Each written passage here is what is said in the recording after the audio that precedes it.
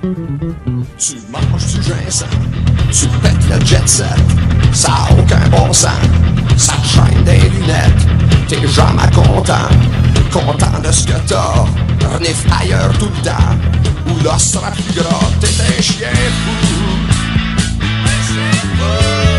t'es un chien fou, qui court partout pour bâtir le plus des empires, t'hésiteras pas à hésiter encore longtemps.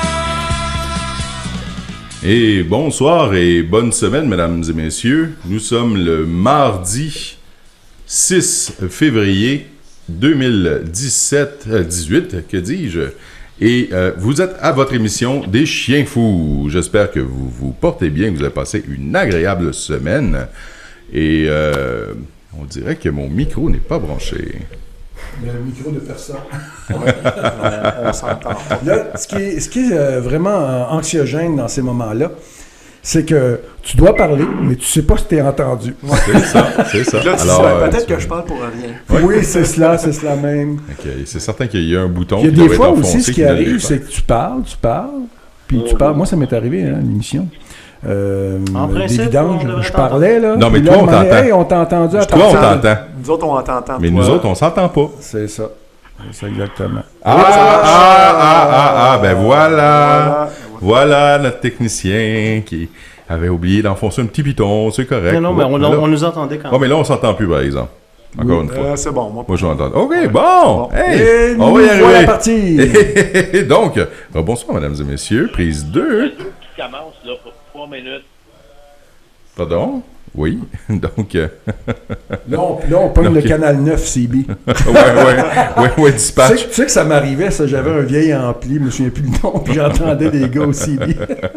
Oui, quand tu viens pour jouer rock'n'roll de Led Zeppelin à 17 ans, là. sorti 52, oui, McDonald's par du Nord, merci. Alors, mesdames et messieurs, donc, bonsoir. 6 février, votre émission des Chiens Fous.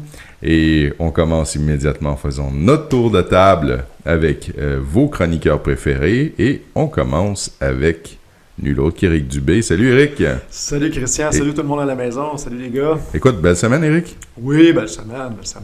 Super. Ouais. Écoute, donc là, cette semaine, tu nous parles de sujets quand même relativement sérieux, là. Bon, sérieux, c'est peut-être des sujets qui ont... Vous allez avoir l'impression que c'est des sujets qui n'ont pas nécessairement un lien, mais on va travailler pour vous présenter un lien. Et là, je t'ai donné un défi. Hein. Je t'ai dit que dans la panoplie de sujets très sérieux que tu as, il fallait que tu plugues le mot Jello. Jello, parfait. Voilà. On va essayer de faire ça. Alors, oui, c'est en l'honneur de Gaétan Barrette. Oh! Ah, tiens, donc. La semaine prochaine, je te dis tout de suite, ça sera patate en poudre.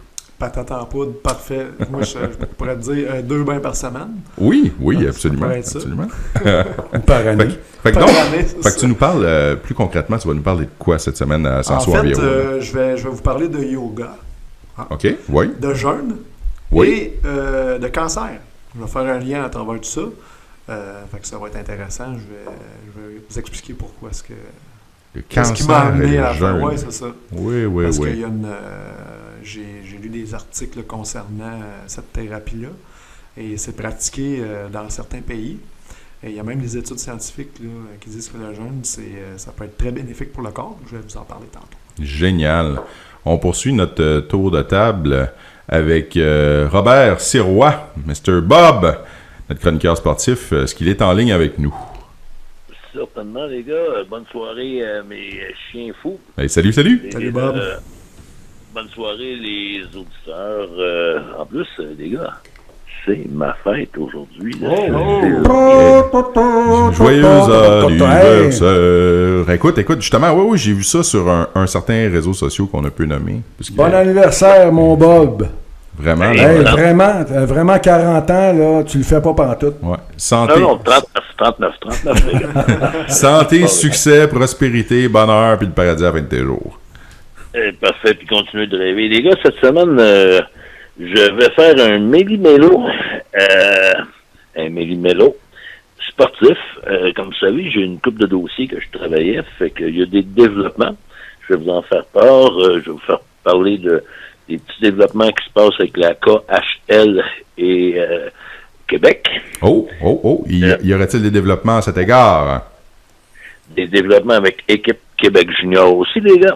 Ah, ouais. Très intéressant. Écoute, très hâte de t'entendre là-dessus. Et aujourd'hui, on va t'entendre un petit peu plus tôt qu'à l'habitude parce qu'on a un invité spécial que je vais vous présenter tout à l'heure. Et donc, ce qui fait en sorte qu'au lieu d'être autour de 8h05 comme d'habitude, tu vas plutôt te ramasser autour de 7h50 pour ta chronique. Et j'espère qu'elle est belle en maudit, celle-là qui me remplace à 8 heures.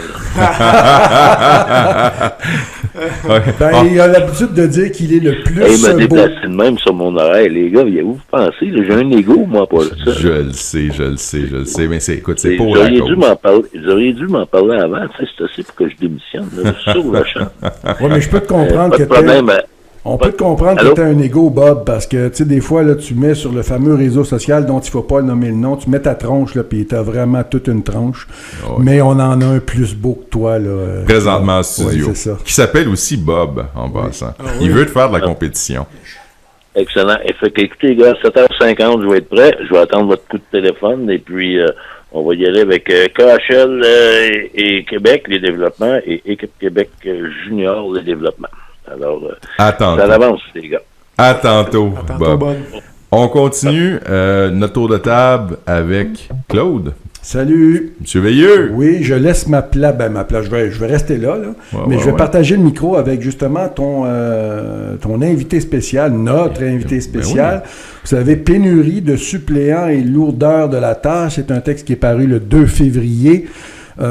Suite à une série de textes qu'il y a eu, puis de sujets qui ont eu cours à radio Nommément dans la semaine précédente. La suppléante là, C'est- au Journal de Montréal qui avait lancé un peu la polémique il y a de cela la semaine passée. Ouais, je pense 2 semaines à peu près, là. Oui. Puis notre invité, Robert Durocher, qui est à ma droite, là, je vais vous À la droite du père. C'est ça exactement. Lui, faire une courte biographie, c'est un enseignant de 26 ans jusqu'en 2014, le moment où il a pris sa retraite. Il vous expliquera ça tout à l'heure. Il fait toujours il fait de la suppléance depuis, alors toujours enseignant, on peut le dire. Et c'est aussi un chanteur et un musicien. Bob, tu veux t'avancer? Dire bonjour à nos auditeurs et à l'animateur. Bonjour tout le monde. Alors, merci de m'inviter. Ben, ça nous fait plaisir. Et Monsieur effectivement, non seulement je suis le plus beau, mais je suis aussi le plus drôle. Alors, je vous trouve ça à l'instant. C'est un gars qui est condamné à la chaise électrique. Et il regarde le bourreau parce qu'il est pas mal inquiet. Et il demande comme ça, qu'est-ce qui va se passer? Alors le bureau le regarde et lui dit, assis-toi, je vais te mettre au courant. Ça semble que tu n'as pas sorti, ça? Mais c'est parce que habituellement, j'ai ma tablette avec mes effets spéciaux, mais là, cette Mais semaine, je malheureusement, l'ai pris par surprise. Là. Ben oui, je suis complètement décontenancé par notre invité. Alors voilà, donc c'est ça, je vais tantôt... On ne fera pas semblant qu'on se connaît pas, hein, on est Bob. des grands chums. On a travaillé ensemble pendant plusieurs années avec François à l'école des Hauts-Sommets. Là, Et moi aussi, d'ailleurs, à Saint-Stanislas. dans une époque loin. Avant que la mère morte tombe malade, Oh, malgré ouais, sa ça. jeunesse. Dans le temps des dinosaures, Ouais, c'est tout comme ça. Donc, on aura l'occasion de rejaser ensemble, Robert, à partir donc d'environ 8h15.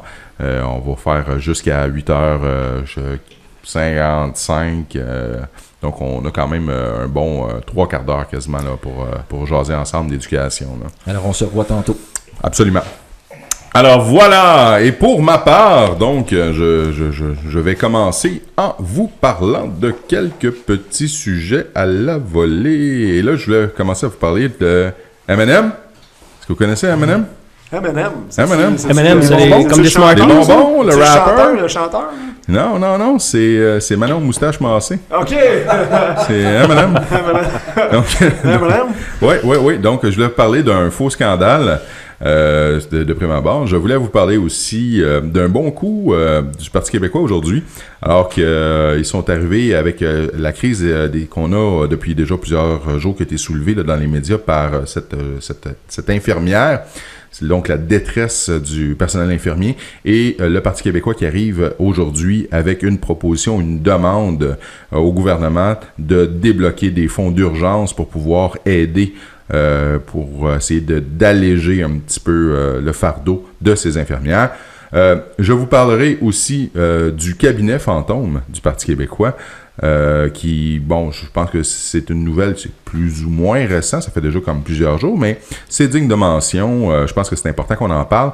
Et finalement, si j'ai le temps, puis c'est toujours la considération, vous parlez aussi du verdict qui est tombé aujourd'hui en lien avec le procès de Tony Accurso, qui a été acquitté.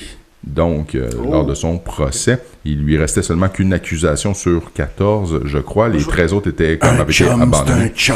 Puis dans ma chronique, je vais en parler tantôt. Lui, en plus, on va faire un lien avec ton lien, interconnexion. C'est malade. C'est Eric, t'es mon jumeau cosmique.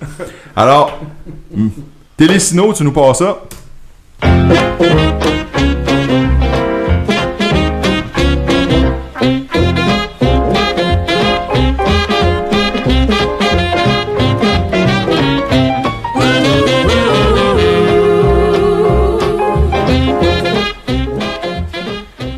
Et je vous parle de M&M. Et écoutez, bon, je pense que tout le monde est au courant de ce qui s'est passé. Donc, Jean-François Lisée, qui est invité à une émission, fait une déclaration où il parle en fait de sa vice-chef bon, il veut essayer de créer une distance, dire que c'est pas une porte-parole, une co-porte-parole comme au sein de Québec solidaire. Et là, il lâche une petite poignée de poêle au passage, nommément en nommant la moustache de Manon. Alors voilà, le chat est sorti du sac et je vous dis que c'est pas un chat à poil ras. Donc, mais moi, je me questionne toujours, je la regarde puis je peux pas comprendre que c'est une femme. Honnêtement. Mais pour... Je remarque pas ça. Moi. Et là, il a immédiatement levé de bouclier. Au sein même de l'émission, la foule se met à huer Jean-François Lisée. On tente de lui dire que c'est un mauvais coup, que ça ne se dit pas, que c'est inacceptable. Puis, mais la jambe à Bouchard, ça c'était correct. Ça. C'est ça. Ah, oui. Comme ça. La bouche croche à Chrétien, ça c'était correct. Sophie Durocher, c'est une crise de chienne, ça c'était correct. Ça c'était correct. Ouais. De tirer sur des séparatistes aussi. Ouais. Fait que tout va, tout est beau, tant et aussi longtemps que ça ne vise pas l'establishment libéral ou que ça ne vise pas, naturellement, la gauche auréolée bienfaisante qui repose chez Québec solidaire. C'est un petit bras armé libéral. Oui, absolument. Effectivement, ils font la job de bras pour le Parti libéral depuis... Multiculturalistes et compagnie.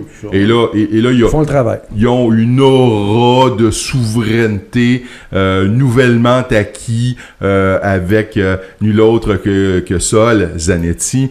Et là, tout d'un coup, là, ça devient comme on a un malaise chez certains indépendantistes à rire un peu de Québec solidaire. Et je tiens à vous dire une chose. La moustache de Manon Massé est pour elle un outil politique pour essayer d'aller rejoindre certaines catégories d'individus au sein de la communauté LGBT. Et quand je dis LGBT, on met l'accent sur le T. On s'entend là, qu'on parle pas nécessairement de lesbiennes ou de gays ici, mais on parle vraiment plus chez les trans. C'est pour elle, c'est un outil. Ce n'est pas un défaut physique. C'est un choix délibéré de sa part de se laisser pousser la moustache et qui sait peut-être même de s'arraser pour mieux la faire repousser par la suite ou de la trimer, histoire de lui donner de l'ampleur. De toute façon, je ne saurais trop vous le dire. Ce que je saurais vous dire par ailleurs, c'est que de rire d'un habillement de quelqu'un, il n'y a pas de problème. De rire donc de la coupe de cheveux, par exemple, de Donald Trump, c'est fair game, c'est tout à fait non seulement autorisé, c'est même encouragé présentement chez cette même gauche-là, soit dit en passant. Mais de dénoncer, de rire un petit peu de Manon Massé, de façon tout à fait bon enfant, là c'est le gros scandale. De dénoncer, c'était une boutade. Là. Ben oui, puis moi ce que j'ai repris aussi, c'est chez certains indépendantistes qui avaient un espèce de malaise parce qu'ils disent, vous venez de donner de la publicité gratuite à Québec solidaire. Ça fait des années que QS casse du sucre sur le dos des indépendantistes et plus particulièrement des péquistes? On peut-tu, une fois de temps en temps, lâcher le politiquement correct puis en lâcher une petite? C'est pire que ça, parce que même Gabriel Nadeau-Dubois avait fait cette remarque-là il y a 2 semaines, disant que le seul moment où ils ont l'attention des médias, c'est pour casser du sucre sur le dos du Parti québécois. Puis c'est un fait. Mais pour faire du pouce un peu sur ce que tu disais, Christian, c'est que le fait que, mettons que Jean-François Lisée dise ça, là, puis que ça offusque certaines personnes, il n'y a pas trop de problème. Mais c'est quand tu le vois, hein, quand tu vois toute la clique partir en même temps. Absolument. On dirait que tous les gens qui chroniquent, puis qui scribouillent, là, on dirait qu'ils s'appellent la veille. Oui. C'est incroyable. Oui. C'est la preuve comme quoi on est dans un genre de régime totalitaire avec ces médias-là. Il y a une monopensée. Ils n'ont pas juste la pensée de dénoncer ça, ils ont les mêmes mots. Oui. Ils ont les mêmes mots pour dénoncer ça. On les voit aussi, là, tous, là, ils ont tellement peur à l'arrivée du phénomène Trump, là, le genre de douchebag qui viendrait. C'est incroyable. J'ai Eric qui veut ajouter quelque chose. Ils font même assemblant de faire un débat en présentant, mettons, 3 chroniqueurs. Puis dans le fond, ils disent toutes la même chose. Et voilà. Ils disent tous la même chose. Tu sais, je veux dire, ils amènent aucune analyse, aucune explication, il n'y a aucune réflexion sur tout ce qui se passe. C'est ça, c'est que tu n'as pas une opinion contraire, c'est 3 personnes qui pensent la même chose. On a 3 chroniqueurs, puis ils disent la même chose. C'est quoi ça? Moi, je vois clair le sujet en disant simplement qu'il y a une pensée monolithique présentement dans les médias.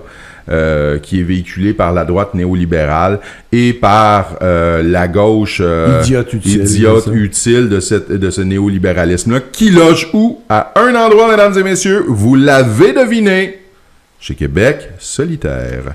Alors voilà! Ou sanitaire, c'est ça long. Ouais, ça dépend où tu es rendu dans le mois. Donc, on poursuit. Crise chez les infirmières, PQ demande un fonds d'urgence. Très bon coup aujourd'hui, alors que la députée de Taillon a souligné qu'il y avait présentement des employés en détresse et des patients vulnérables. On le sait, hein, ça défrait la manchette sur une base quotidienne. Donc, il y a des gros problèmes au niveau des ratios. On demande une révision. Il y a la Fédération interprofessionnelle de la santé du Québec qui note, entre autres, qu'il faut absolument améliorer le nombre de professionnels disponibles par patient. Il manque d'infirmières. Les conditions de travail sont abominables et c'est intolérable dans une société qui se dit moderne, évoluée, d'avoir une telle situation se voir poindre. Ah, et là, on nous donne, en fait, on arrive avec une solution avec le Parti québécois. On propose de débloquer un fonds d'urgence de 10, 15, 20 millions de dollars qui pourrait servir, entre autres, à embaucher des infirmières du privé ou du personnel pour comme créer une rotation, pour laisser une chance aux infirmières qui sont du temps plein de pouvoir comme souffler un petit peu. Parce qu'on utilise les temps pleins à outrance dans notre système de santé. On leur fait faire des doubles shifts et même, dans certains cas, j'ai entendu parler de triple shift. C'est une situation. Mais en même temps, il faut faire très attention. Ça fait très longtemps qu'on, pour les infirmières, comme pour d'autres corps de métier aussi, comme ça, là, qui relèvent de la fonction publique, qu'on morcelle les tâches aussi. On a été longtemps à ne pas vouloir en donner de temps plein. Exactement. Alors, à partir de ce moment-là, tu es sur des équipes volantes. Quand tu mets le pied dans l'hôpital ou dans le centre où tu es, on va te demander de faire du surtemps, des heures supplémentaires, et tu es mis dans une position, surtout comme infirmière, tu dois produire un rapport. Après, tu peux pas t'en aller comme ça. Tu as fini ton chiffre, tu punches puis tu t'en vas. Là. Donc, comme tu dois passer la main, la culture s'est facilement installée au niveau de la gestion pour les faire rester plus longtemps. Alors maintenant, ce qui est vraiment incroyable, c'est d'entendre les animateurs à la radio, à la télé, s'étonner du fait que, suite à cette crise-là, il y a des gens qui vont appeler et qui vont dire « Ah, il y a des temps pleins en masse, mais personne n'en veut. » Bien entendu, personne n'en veut parce qu'ils savent très bien qu'en rentrant dans telle ou telle institution, là, ils sont vus pour faire absolument du temps supplémentaire. Et même plus que ça, Christian. Oui. C'est-à-dire qu'on va te dire que le poste est à temps plein et une fois que tu es engagé, tu n'es pas à temps plein. C'est qu'après ça, on dit, mais c'est parce que c'est sûr, tu vas faire plus d'heures. Ah, vois-tu la crosse? C'est ça l'affaire. C'est comme ça. Il y a de manipulation. Très, très longtemps. Oui, il y a du jeu, puis on joue constamment. Alors, écoutez, c'est une question c'est un dossier à suivre, mais pour moi, ça m'apparaît clair qu'il faut solutionner ça, puis au PC, parce qu'il y a de l'épuisement. Tu veux ajouter quelque chose, Éric? Oui, ben juste rappeler aussi qu'il y a à peu près 3 ans ou 4 ans, là, au début du mandat du Parti libéral, M. Barrette a fait le bâillon sur les accréditations syndicales. On a diminué les accréditations syndicales à 4 parce qu'il trouvait, le gouvernement trouvait qu'il y avait trop de syndicats dans les... C'était difficile de négocier les conventions collectives. Mais ça date de Charest, ça. Non, je crois que ça... Ouais, okay. Ben, écoute, là, ouais. Me semble...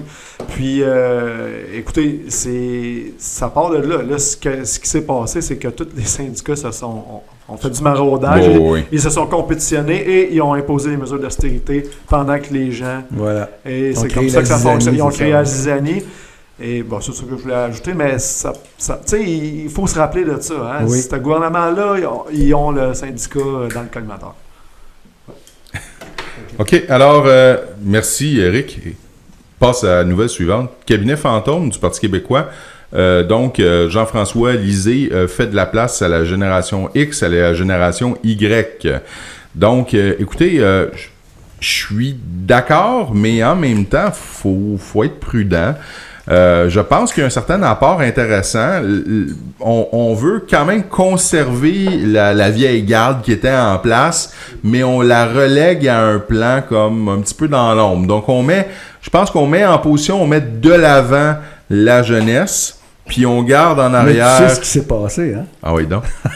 tu dois, d'après moi, tu sais quelque chose que je sais pas. Là. Ben écoute, c'est assez simple. C'est-à-dire qu'il y a des rapports actuariels qui disent que forcément, c'est à peu près à partir de maintenant que les X vont prendre le pouvoir. Puis un peu partout dans les pays développés, là, dont ici. Et il y a un certain chef qui se tourne de bord et qui se dépêche à dire qu'il va engager des X. Ça va se faire naturellement parce qu'il y a un phénomène dans la vie qui fait que les plus vieux meurent. Puis qui prennent leur retraite. C'est totalement ridicule. Pour moi, c'est ce genre de trucs-là qui ne servent à rien politiquement. C'est faire de l'âgisme à chaque fois. Tu dis jamais que tu vas engager des jeunes, des plus vieux. Tu peux, dans certains cas, dire que tu vas engager des gens plus expérimentés, par exemple, qui ont plus d'expérience au travail, tout ça. Mais tu ne fais jamais d'âgisme. Pour moi, c'est un des crimes, c'est un des plus grands crimes humains sociologiques de faire de l'âgisme. Moi, je veux dire, Claude, ce que je vois un malaise aussi, je me souviens... l'été passé, je suis allé dans une assemblée politique, puis j'ai rencontré une militante de 70 ans. La dame, entièrement dévouée à son parti politique, et elle milite de façon solide à chaque élection. Elle accorde un temps et elle s'implique dans les campagnes, dans les organisations de comté. Et récemment, en fait, donc l'été passé, on lui a dit qu'on voulait plus l'avoir. C'est carrément incroyable. Et ça, je l'ai vu dans plusieurs partis, dont le Parti québécois. Je l'ai vu même ici. Ouais. Je l'ai vu, ça. C'est incroyable. J'en perds vraiment, là, les bras t'en tombent, la mâchoire te décroche, tu te dis, hostie, qu'ils sont épais. Fait que la personne en question là, était présente au rallye politique du parti politique en question et elle était absolument révoltée de cette situation-là. Ça fait... depuis presque les tout débuts qu'elle milite et qu'elle fait de l'organisation politique et qu'elle fait donc, elle fait campagne après campagne après campagne. Et là, cette dame-là, au beau sourire, entièrement dévouée, se fait tasser. Là, c'est tombé dans certains traquenards qui sont tendus par la presse, par Radio-Canada, par la doxa néolibérale, etc., qui nous fait croire, par exemple, qu'il faut cruiser les jeunes. Les jeunes ne vont pas voter. C'est vraiment... Puis là, on tombe dans le panneau allègrement. Ça fait pitié. Bon, écoute, ça fait pitié par avoir d'analyse comme ça. Les seuls jeunes qui vont voter, c'est des Robert Durocher. Qui vont voter. Hein. Donc, alors, voilà pour mon commentaire sur le cabinet fantôme. Et finalement, je termine, et j'ai le temps de terminer, sur Tony Accurso. Donc, j'ai fait preuve de discipline. C'était un de mes défis cette semaine. T'es très fort. T'es très fort. Avoir davantage de rigueur. Merci. Ouais, ça me fait plaisir. Hein. Écoute, donc, le jury a tranché. Accurso est acquitté d'avoir aidé l'ex-maire de Mascouche, soit Richard Marcotte, qui le feu Richard Marcotte, qui d'ailleurs, parlant de feu, faisait déblayer ses bornes fontaines pour $600 l'unité. Et ça n'a pas de bon sens. on tente toujours de faire des petits liens comme ça. Donc, à commettre un abus de confiance. Donc, le verdict est tombé aujourd'hui au Palais de justice de Joliette. À Curso, donc... on l'accusait, entre autres, d'avoir fait un chèque à l'ancien maire, Richard Marcotte, à 3 reprises. Donc, il l'avait invité sur son luxueux bateau et le Touch. Vous savez que le Touch a été construit il a été construit dans les années 70, début 80, pendant que Tony Accurso avait des gros contrats à la Bay James. Puis il fallait qu'il facture. Il voulait facturer. Fait que là, il appelait son foreman à Bay James, puis il dit « Tu billes-tu, là? Tu billes-tu, là? Moi, j'ai un bateau à construire. » Il disait ça à son foreman. Il disait ça. C'est incroyable. Et c'est comme ça qu'il a construit son magnifique yacht, le Touch. Tout ça avec l'argent d'Hydro-Québec et des Québécois. Alors, bref, donc... Tout frais payé naturellement pour le maire de Mascouche, incluant le billet d'avion, et il lui avait signé un chèque à la hâte de 300 000 $. Donc, Marcotte l'avait contacté la veille du moment où il avait fait le chèque. Marcotte lui disant « Je veux investir un montant X dans une entreprise, c'est un projet, ça urge, j'ai besoin de 300 000 $. Et à Curso de lui dire « Fort bien, mon brave. » Demain, tu vas aller à telle adresse, puis on va te remettre un chèque de 300 000. Accurso avait pris le téléphone, avait appelé sa secrétaire d'une de ses entreprises, je crois que c'est Louis Bourg, mais je n'en suis pas certain, lui ordonnant de rédiger sur le champ d'arrêt de chef un chèque au montant de 300 000 $ qui fut remis au maire Marcotte. Qui était son ami. Oui, un chum, c'est un chum. Un chum, c'est un chum. Donc, Tony Accurso avait été arrêté par l'UPAC en avril 2012 dans le cadre de l'opération Gravier. Il y avait du sable, il n'y a pas juste du sable dans l'engrenage. C'est parce qu'il y avait des pierres au rein aussi. Oui. Donc, c'était pas fortuit. Donc, le tout, en même temps, 14 autres personnes, l'UPAC avait alors démantelé un important système de collusion à Mascouche. Donc, l'ex-maire de Mascouche, comme je vous ai dit, est décédé. Il y a 4 des co-accusés, donc Luc Tremblay, Normand Trudel et les 2 ingénieurs Rosaire Fontaine et André de Maisonneuve, qui, eux, avaient précédemment plaidé coupables. Donc, ce n'est pas un échec complet pour l'UPAC, étant donné qu'il y a reconnaissance de culpabilité chez ces inculpés-là. En mai 2017, il y a 4 co-accusés qui ont aussi bénéficié d'un arrêt des procédures en vertu du fameux arrêt Jordan, parce que les délais se sont trop étirés.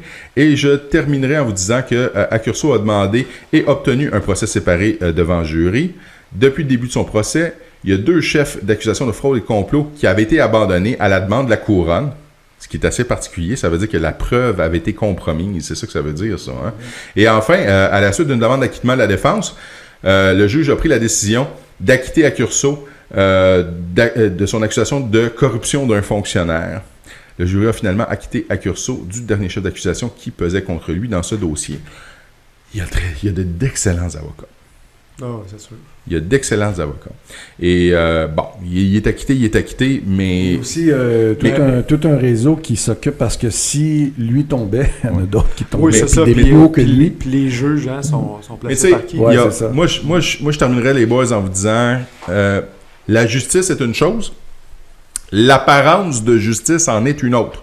Alors, il est acquitté, on ne peut pas rien dire, c'est un jury qui l'a acquitté.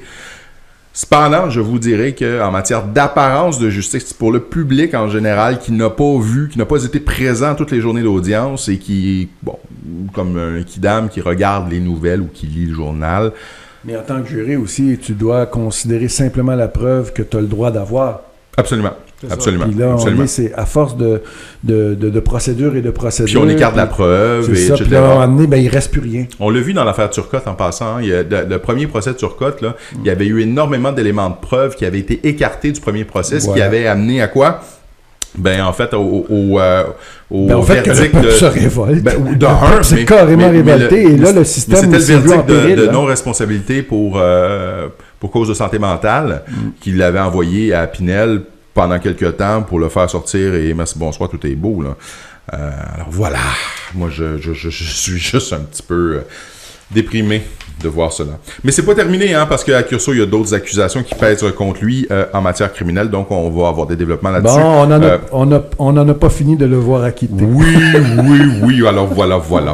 Voilà qui met fin à ma chronique, mesdames et messieurs. J'espère que ce fut des nouvelles pour vous. Si c'est pas le cas, du moins, des petits commentaires. On passe à une pause publicitaire et on vous revient dans 2 minutes avec la chronique d'Éric Dubé, Sanso Enviro. Ouais. Ici François Saint-Louis. Je vous attends ce soir à 21h pour votre édition du Journal du Soir. Au menu, les grands titres du jour en votre compagnie. Venez nous faire part de votre opinion sur notre ligne ouverte. Je vous donne donc rendez-vous en fin de soirée sur radio-infocité.com.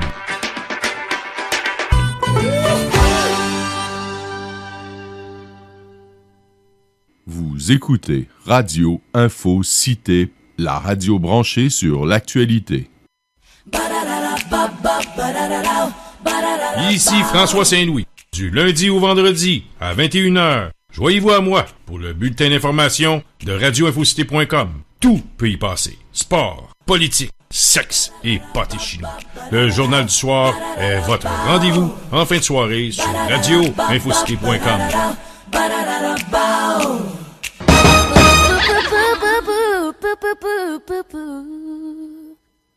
Actualité politique, sport, le Journal du Soir avec François Saint-Louis, du lundi au jeudi, 21h.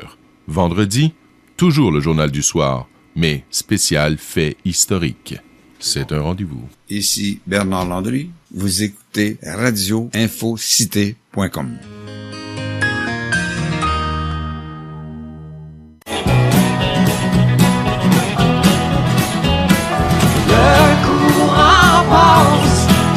Choisir le chemin.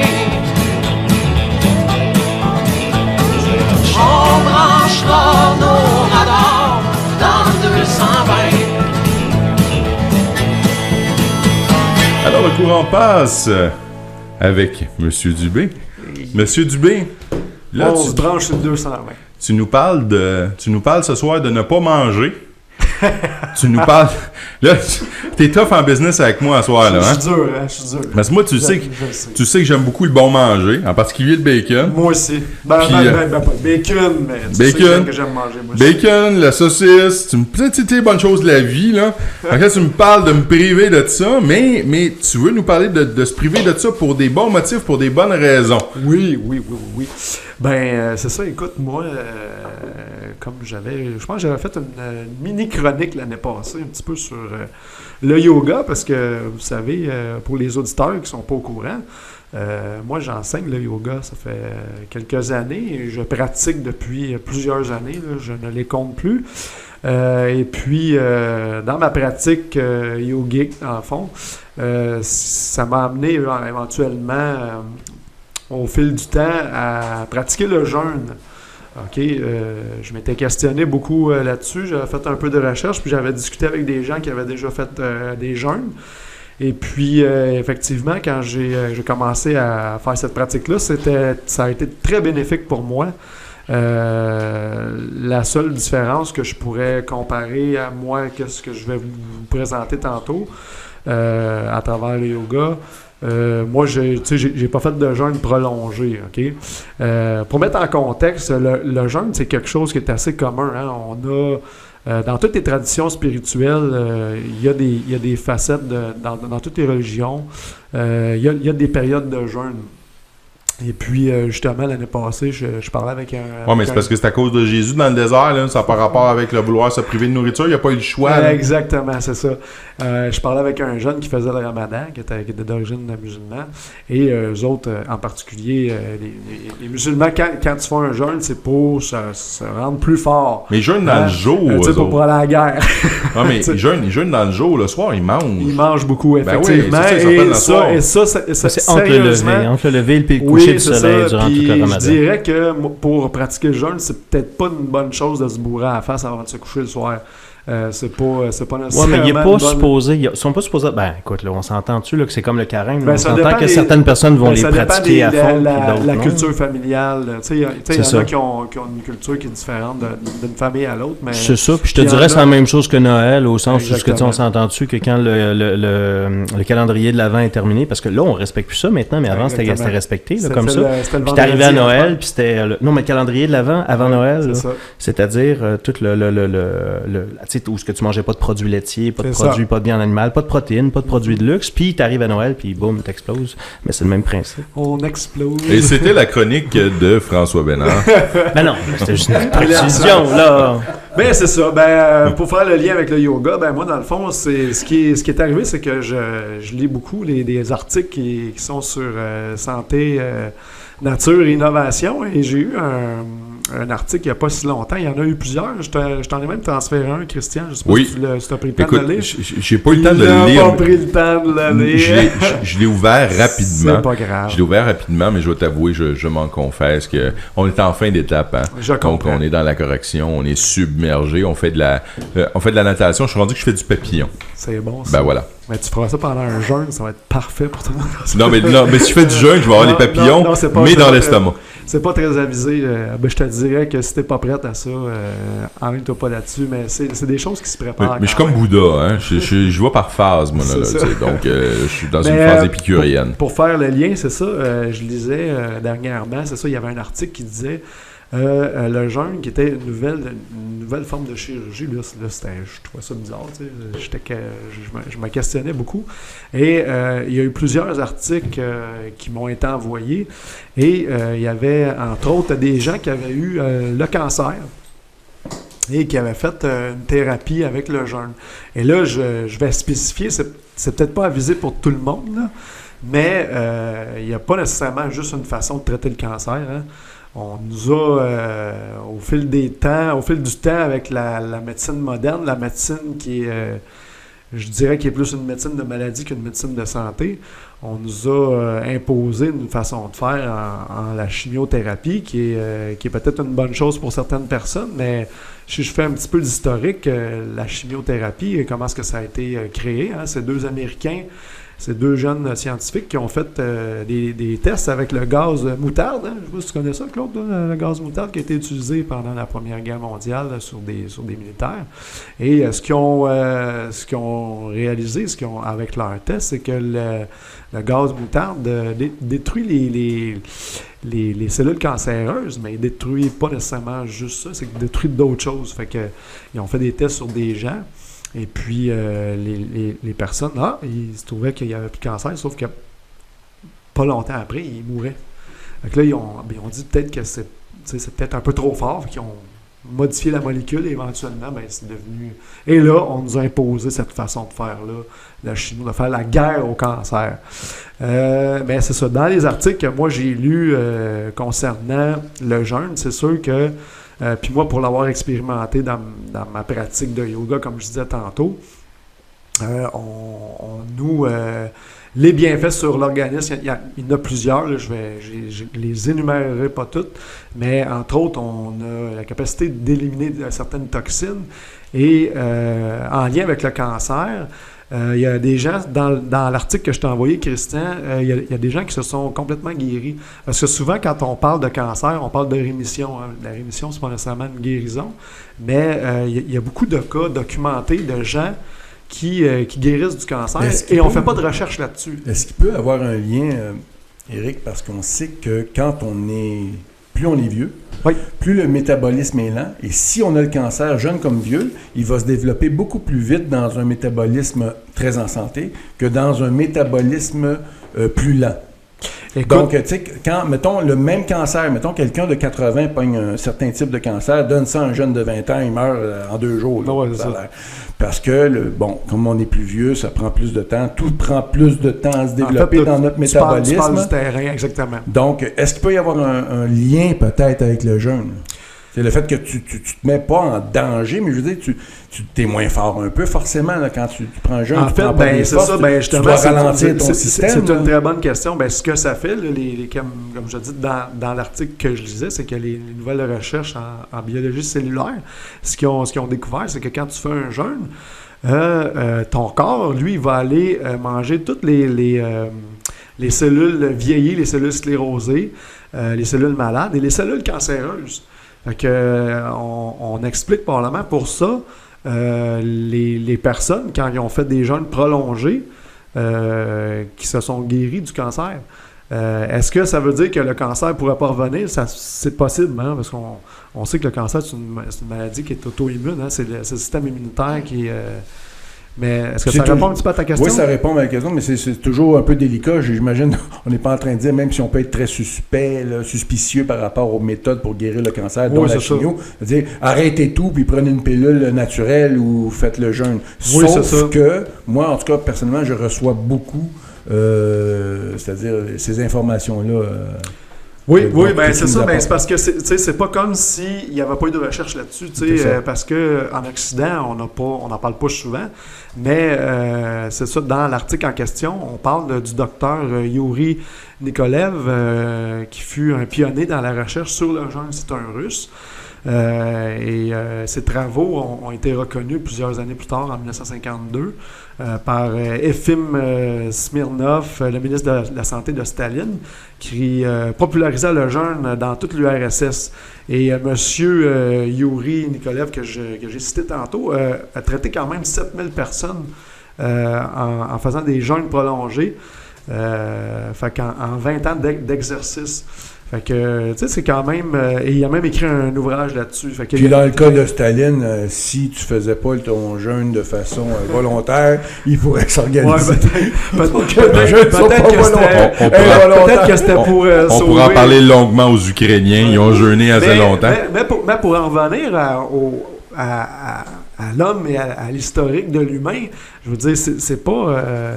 c'est pas nouveau que l'humain a vécu parce que le corps humain est fait pour subir des stress comme ça, d'avoir un manque de nourriture. C'est pas pendant l'homme a été conçu, l'homme n'a pas été conçu pour manger aussi souvent.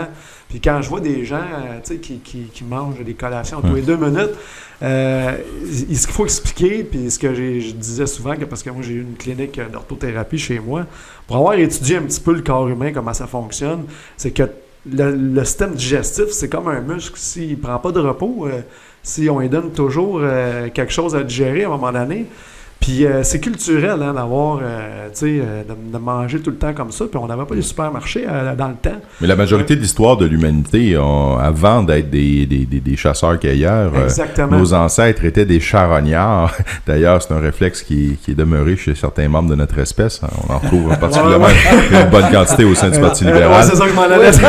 C'est bon. Mais écoute, je profite de l'occasion, si tu me permets juste une petite seconde, parce qu'on a un auditeur qui nous a écrit un petit message. Écoute, je te lis ça rapidement. Donc, il s'agit de Monsieur Réal Croteau, qui dit je pratique le jeûne intermittent 2-22, c'est-à-dire que je mange entre 12 et 14 heures et par la suite, le magasin est fermé jusqu'à midi le lendemain. Et c'est quelque chose que j'adore. Oui, effectivement. Monsieur, tu peux-tu répéter son nom? Monsieur Croteau. Monsieur Croteau, écoutez, j'espère qu'il n'est pas plombier. Effectivement, mais c'est tout à fait avisé, je veux dire, Monsieur Croteau, c'est parce que quand on le pratique, on réalise vraiment qu'est-ce que ça apporte. Hein? C'est tout notre rapport à la nourriture qui change et on sent vraiment un bien-être, une certaine légèreté. Mais c'est sûr que les premières fois, puis il faut être préparé quand même à mais ça. Mais c'est dans une société mettons, qui valorise pas trop la religion, là, on sait pour toutes sortes de raisons, notre rejet de la religion et tout, peut-être qu'on a associé le jeûne à la religion. Ça se peut, c'est fort possible. Parce que on sait très bien que ceux qui étaient des païens en Europe, là, qui n'étaient pas christianisés encore quand l'Église est arrivée, quand on a commencé à christianiser les gens, puis on a imposé le jeûne, ça tombait bien parce que ces païens-là, ça pouvait faire des fiestas quand ils tombaient sur des sangliers pendant 3-4 jours à devenir malades et donc d'imposer un jeûne, c'était bénéfique. Mais maintenant, nous, que nous avons peut-être identifié ça à la religion, peut-être le jeûne, ramadan, jeûne, religion effectivement, catholique. c'est peut-être associé à ça. Mais comme je te dis, écoutez, moi, j'invite les gens à s'informer beaucoup là-dessus. Puis je reviendrai sur notre ami Tony Accurso. Oui. Tu sais, je te dis... Est-ce qu'il jeûne? Et il a déjà jeûné. T'es sérieux? Je te le jure, j'ai entendu ça à la radio Radio-Canada. Pour payer son yacht? J'imagine qu'il s'en allait en bateau. Il s'en allait en Allemagne. Là, j'ai dit, coudon, il restait juste un citron et un peu de mayonnaise. En Allemagne, parce que dans plusieurs pays, et lui allait en Allemagne, je ne sais pas s'il allait en bateau, mais je pense que oui. C'est une chroniqueuse qui parlait de la chroniqueuse en justice, la chroniqueuse judiciaire qui parlait de ça. Oui. Pendant justement le procès, c'était la semaine passée, je pense que c'était Guy Ouellet qui avait témoigné. En tout cas, il s'en allait témoigner. Puis là, elle dit, ben là, justement, il s'en allait faire des jeûnes en Allemagne. Puis moi, je venais de lire ça. Je trouvais ça drôle. Fait que M. Accurso, avec les fonds publics, en tout cas... non, attends, je pense que je sais de quoi tu parles. C'est des cures. Oui, des queues fermées. Non, mais c'est des jeûnes qui faisaient. Oui, mais je dis pas qu'il la faisait ou pas. Ouais. Mais j'ai entendu dire qu'à un moment donné, ça laisse graisser ses massages. Peut-être. Un genre de truc. Je sais pas si c'est sain ou malsain, mais j'ai entendu mais c'est parce qu'eux autres avaient enlevé, je pense, des factures ou des trucs comme ça, puis c'était des cliniques de jeûne. Puis en Allemagne, c'est reconnu comme une forme de thérapie. C'est une pratique médicale en Allemagne et en Europe, en Italie. En Espagne, je crois aussi, il y a des centres comme ça où on peut jeûner. Il y a des accompagnateurs qui nous guident dans notre thérapie par le jeûne. Fait que mais ici, en Occident, c'est sûr que moi, je reviens toujours... En Allemagne, t'es assez en Occident aussi. Oui, aussi, mais plus en Amérique, disons, aussi. Effectivement. Oui, mais c'est parce qu'il parlait de l'Allemagne de l'Est. Oui. Effectivement, tu as tout à fait raison, Claude, mais comme je te dis, là, j'ai perdu le fil un peu. Là. Je m'excuse. Accurso jeûnait. Oui. Non, mais c'est ça, ici, comme je te dis, on n'a pas cette culture-là. Et comme pour faire le lien encore avec le cancer, il me reste 1 minute. OK, je voulais parler de plein d'autres choses. Je le sais. Je vous laisserai peut-être, écoutez... il y a une prix Nobel qui a été en 2015. Oui. Madame Yu Tu, c'est une chinoise. A été. C'est pas le groupe. C'est pas le groupe. Elle était en amour avec Bono. Elle avait trouvé une forme de thérapie par les plantes. Elle avait réussi à guérir le paludisme et le cancer par une plante qui s'appelle l'armoise annuelle. Et cette prix Nobel-là, depuis 2015, on n'entend pas parler. Et là, je fais le lien avec... C'est la saison du radis blanc. Hein? Les Chinois disent quand c'est la saison du radis blanc, les docteurs sont au chômage. Juste pour revenir à nos amis les pharmaceutiques, parce qu'on sait que les médicaments pour le cancer, c'est très lucratif et que l'industrie de la médecine et l'industrie de la santé n'a pas intérêt à ce que les gens soient en santé. Justement, on parle de milliards en jeu. Mais je pense qu'il y a moyen de faire... Les revenus des pharmaceutiques, je prends juste de 2016 de Merck, c'est combien de milliards? Oh mon Dieu, écoute, je ne sais pas ça par cœur. 39,81 milliards. Novartis, 48,52 milliards et Pfizer, 52 points. Mais je suis convaincu en bout de ligne, puis je suis obligé de t'arrêter là-dessus, malheureusement.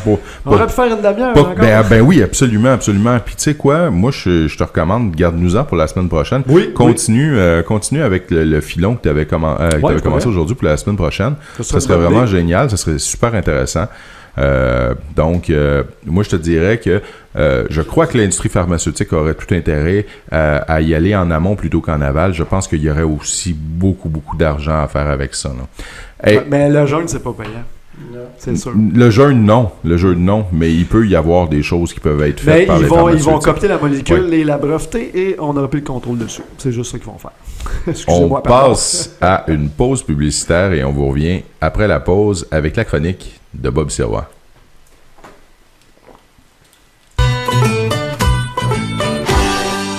Ici François Saint-Louis. Je vous attends ce soir à 21h pour votre édition du Journal du Soir. Au menu, les grands titres du jour en votre...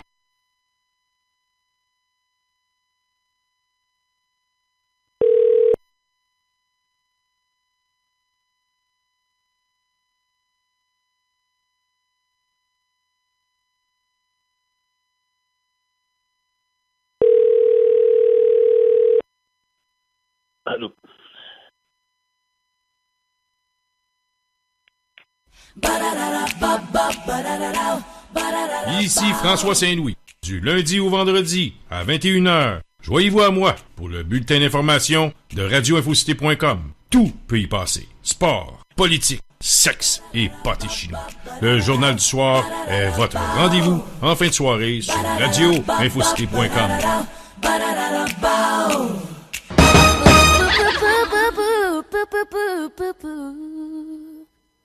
Actualité politique, sport, le Journal du Soir avec François Saint-Louis, du lundi au jeudi, 21h. Vendredi, toujours le Journal du Soir, mais spécial fait historique. C'est un rendez-vous. Ici Bernard Landry. Vous écoutez radioinfocité.com.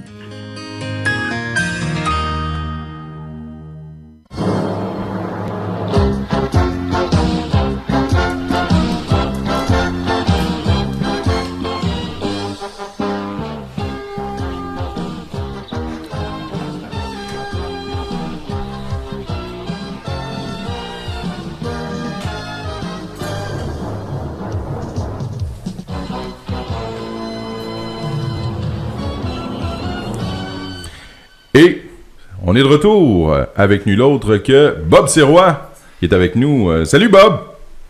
Salut les gars! Salut. Salut. Écoute, Bob, t'as un paquet de sujets, de dossiers que tu continues à suivre pour nous semaine après semaine et tu as des développements pour nous. Alors, avec quoi tu commences cette semaine? On va commencer avec... j'avais parlé il y a une couple de semaines, j'avais lancé au mois de décembre une idée d'une équipe de la KHL qui pourrait peut-être jouer des matchs. Mettons, les nouveaux nordiques, mais au lieu de rentrer dans la Ligue nationale de hockey, parce que là, la porte est complètement fermée. C'est vraiment, les gars, on suit ça, vous le voyez, Bettman, le porte-parole des gouverneurs, parce que c'est pas Bettman qui décide, c'est les gouverneurs. Ouais. Ça en prend au moins 21 sur les 31 qui soient d'accord pour une équipe à Québec. Présentement, je pense qu'ils sont loin du compte de 21. Bon, cela dit, il y a un bel amphithéâtre à Québec. Oui, les remparts, c'est quand même beaucoup de sièges de remplis. C'est quand même des revenus pour le Centre Vidéotron, pour la Ville de Québec. Mais ça prend plus que ça. Ça prend plus que des événements. Ça prend vraiment une équipe professionnelle de haut niveau. Tu penses-tu, Bob, que le Jeff Molson pourrait, entre autres, être un des artisans qui met du sable dans l'engrenage et qui dit à Bettman, tiens ça loin, envoie ça à Seattle, envoie ça n'importe où, sauf à Québec? Ben, écoutez, moi, j'ai aucune raison de vous dire, tu sais, j'ai pas de preuves, parce que trouver des preuves que lorsqu'une réunion des gouverneurs, puis il y en a 2-3 par année, c'est-à-dire 2 par téléphone, Skype ou des méthodes comme ça, puis une lors de l'Assemblée annuelle de la Ligue nationale qui va avoir lieu au mois de juin, jusqu'à le repêchage. Bon, cela dit, il n'y a rien qui sort de là, il n'y a rien qui sort de là.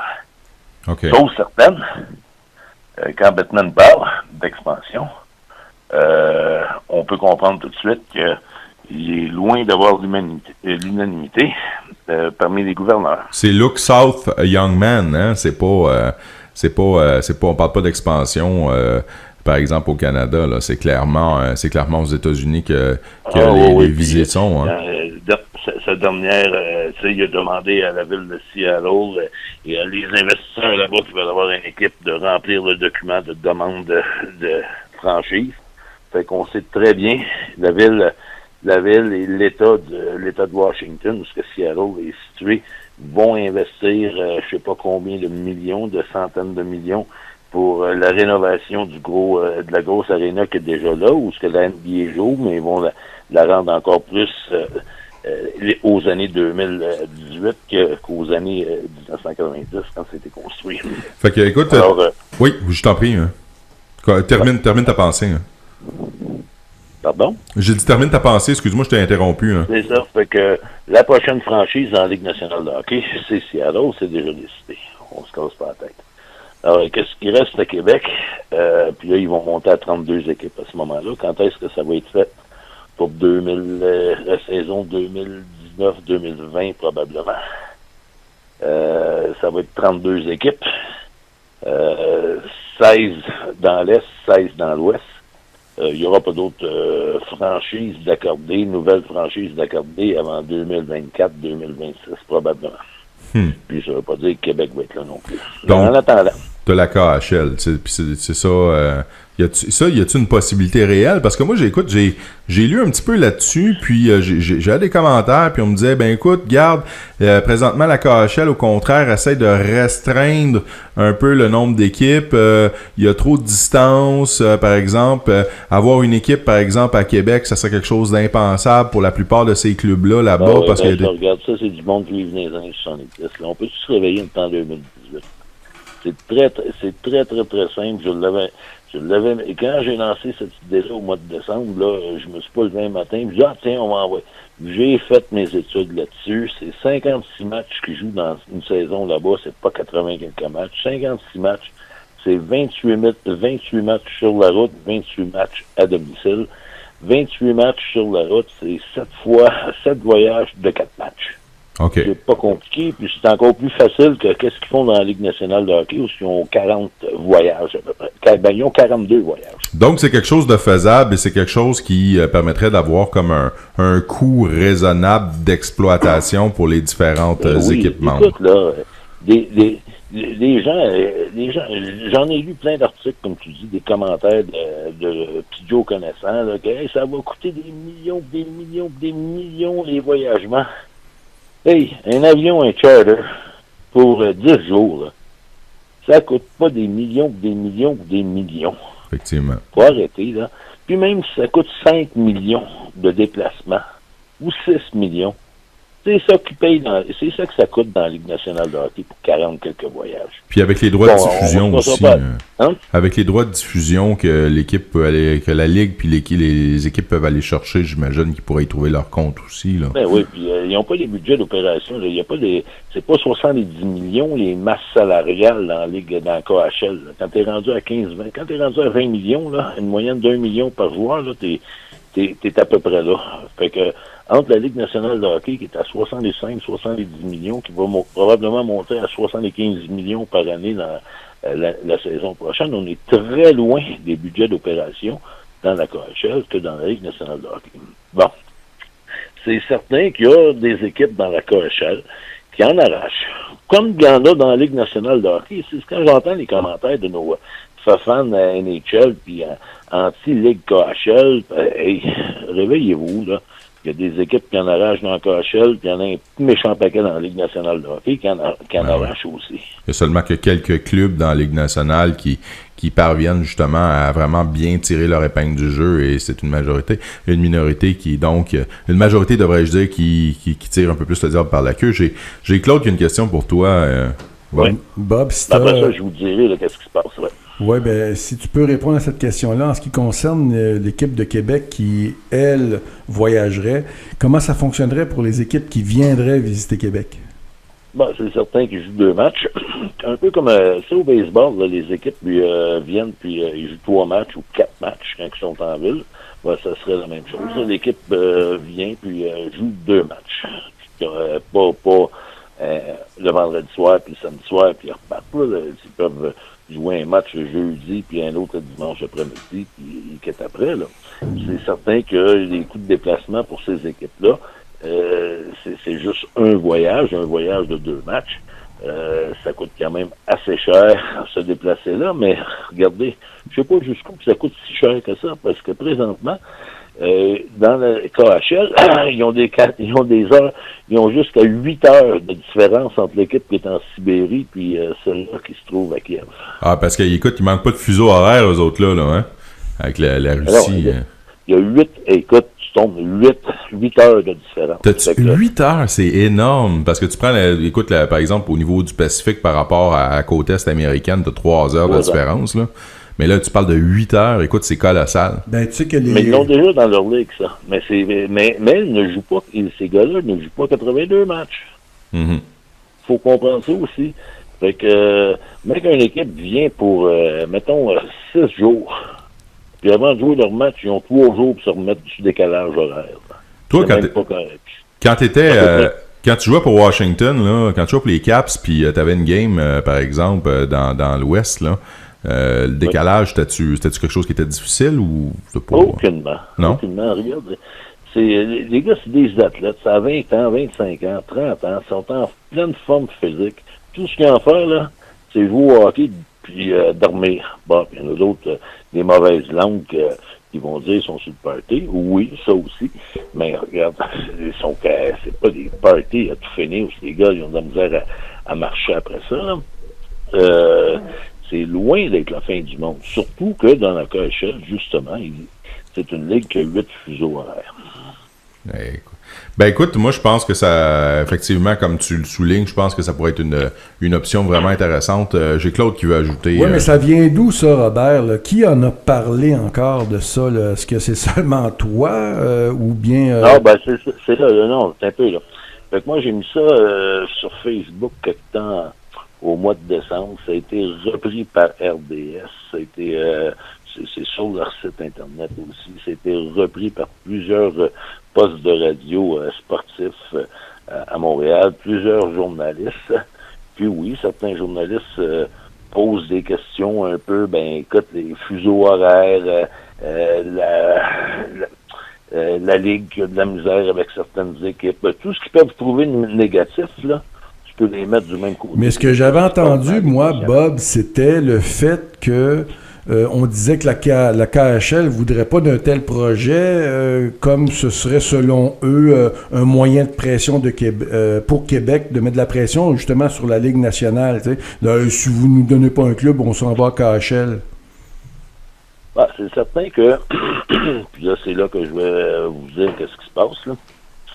C'est certain que ça peut sembler, puis à quelque part ça l'est aussi, là, un genre de chantage envers la Ligue nationale de hockey, utiliser la KHL pour mettre de la pression sur la Ligue nationale de hockey. Ça peut ressembler à ça, puis ça l'est probablement un petit peu. Mais la Ligue nationale de hockey semble vraiment... écoute, j'ai lu des commentaires. Ouais, mais s'ils font ça, la Ligue nationale va boycotter Québec. Ils le font déjà. C'est ça. Ça fait penser aux fans du Canadien de Montréal qui disaient moi, ça me dérange pas si c'est un Chinois ou des Martiens, genre, du moment qu'on gagne. Ben oui, c'est ça. On n'avait pas de Québécois du moment qu'on gagne. Ils gagnent pas sa maudite équipe-là depuis 30 ans. Là. Faut arrêter là, les niaisages, là, puis des conneries comme ça. Là, on va tomber dans les choses sérieuses. Kevin Breton. Connaissez-vous ce monsieur-là? Un dénommé Kevin Breton. Non. Non. Là, François Saint-Louis ne m'aimera pas parce que je vais utiliser quelques mots en anglais. Kevin Breton, c'est un journaliste freelance qui couvre la KHL depuis 6 ans. C'est un Québécois qui est russe, qui est journaliste.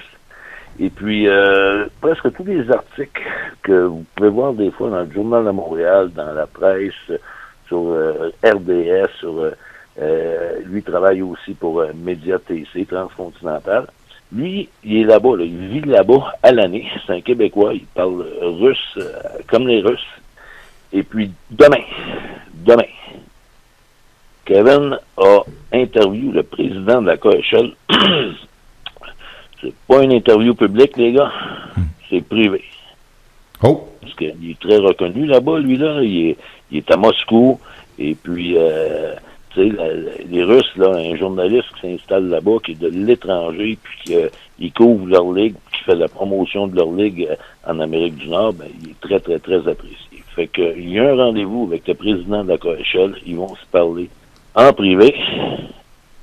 Puis mes petites oreilles vont tout savoir après. Je pense que tu vas nous arriver avec un scoop la semaine prochaine. Hein. Écoute, c'est clair qu'on veut avoir des nouvelles rapidement là-dessus. Dès que tu as quelque chose, tu nous reviens là-dessus. Hein. On va savoir là vraiment si, et puis ça c'est pour répondre à la question de Claude, et puis de plusieurs auditeurs probablement. C'est est-ce qu'il y a vraiment un intérêt de la KHL de s'installer en Amérique du Nord? À Québec, est-ce qu'ils sont vraiment intéressés à ça? Je peux pas dire oui, je peux pas dire non, j'ai aucune idée, mais Kevin va me le dire. Bon, mais moi, je peux te dire une chose, que si vraiment on était sûr du côté de Moscou que Québec voulait vraiment, on aurait de l'aide politique. Ah oui. Ça, je le connais comme si je l'ai tricoté, le Poutine. Écoute, vous savez, j'ai joué à Washington, les gars. Oui. Fait que j'ai encore mes contacts politiques là-bas. Fait que Trump, il a des contacts avec les Russes, on le sait, hein. Fait que Trump va me dire qu'est-ce qu'il en pense aussi. Mais plus sérieusement du monde, les gars, je pense qu'on va savoir sur quel pied danser. Puis à partir de là, si c'est positif, soyez certains d'une chose. Je pense que je pourrais même pas l'annoncer la semaine prochaine parce que ça va débouler vite. C'est certain que Kevin, avant d'écrire un article, de sortir ça public, si c'est positif, c'est certain qu'il va demander la permission de sortir ça positif des médias nord-américains dans les prochains jours, prochaines semaines. Ça, c'est officiel. Mais à partir de là, ça risque de débouler. Sachez aussi que le consul de Russie à Montréal a rencontré les gens de Québécois à Québec. Il a rencontré le maire Labaume aussi. Oh! Ça, c'est des choses ça m'intéresse, ça. Ça, c'est bon. Oui. Ça, c'est excellent signe, même. Oui, ça bouge. Puis, je pense que tout ce beau monde-là, je sais pas si le consul de Russie, c'est exactement qu'est-ce que la Coéchelle en pense, comment est-ce qu'ils veulent s'enligner là-dessus, mais c'est le consul de Montréal, le consul russe, qui a discuté avec la bombe, qui a discuté avec les gens de Québécois. C'est certain qu'il a communiqué avec la Coéchelle après ça. La suite, c'est Kevin Breton qui va tout me dire ça. Ah, Bob fait confiance à Moscou, il y a un bon système de renseignement. C'est certains sont peut-être en train d'écouter notre émission. Là. Oui. En traduction simultanée. C'est ça. Ils sont en train de équipe jeûner. Québec Junior. Oui, équipe Québec Junior. Bon. Il y a plusieurs journalistes assez connus, de bonne renommée, des journalistes sportifs, qui poussent pour ça. Ils sont d'accord. Avant, il y avait Régent Tremblay qui en parlait, puis tous les autres journalistes se moquaient de lui. Mais maintenant, il y a au moins 6-7 journalistes à Montréal, là, des grands médias, que ce soit télévision, radio ou presse écrite, qui sont d'accord avec ça. Est-ce que tu penses que est-ce que tu dis que des gens de la Fondation Québec, quelques journalistes, j'ai un journaliste avec moi, puis je le nommerai pas, là, qui on va préparer une lettre avec à peu près une cinquantaine de signatures, mais de personnalités connues, solides, autant médiatiques que bien placées dans l'univers sportif et politique. Puis on va avoir une grande rencontre avec Hockey Québec. Oh. Et avec Sport Québec. Ça, c'est une bonne nouvelle, mon Je Bob. tout de suite que Sport Québec, le directeur général, qui s'appelle Sylvain B. Lalonde, c'est le seul nom que je vais vous nommer là, aujourd'hui, là, Sylvain B. Lalonde, qui était l'ancien directeur général de Hockey Québec là, pendant 14 ans, et maintenant le directeur général de Sport Québec. Puis lui est d'accord avec ça à 100%. Oh! Puis on sait que la Fédération internationale, M. Fassel, le président, a ouvert une porte, comme quoi que oui, il serait intéressé à recevoir une demande d'accréditation du Québec.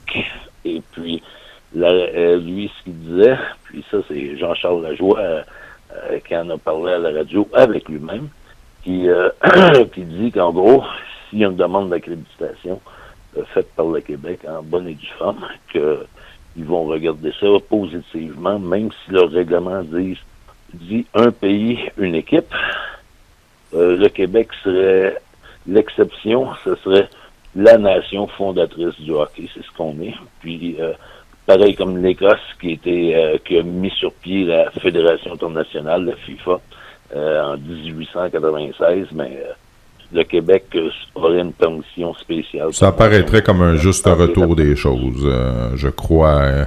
Bob, tu voulais ajouter aussi quelque chose, Claude? Est-ce que tu peux le dire, le nom des journalistes? Fassel, là, quand on y en a parlé, parce qu'on a commencé à la Fondation Équipe Québec, là, écoute, on y en a parlé il y a 3 ans, on y en a reparlé il y a 2 ans, mais on a parlé avec certaines fédérations internationales, les présidents des fédérations internationales lors des championnats du monde, que ce soit la Slovaquie, que ce soit la Suède, que ce soit la Suisse. Puis ce sont tous des gens qui étaient d'accord avec ce que le Québec rentre là-dedans.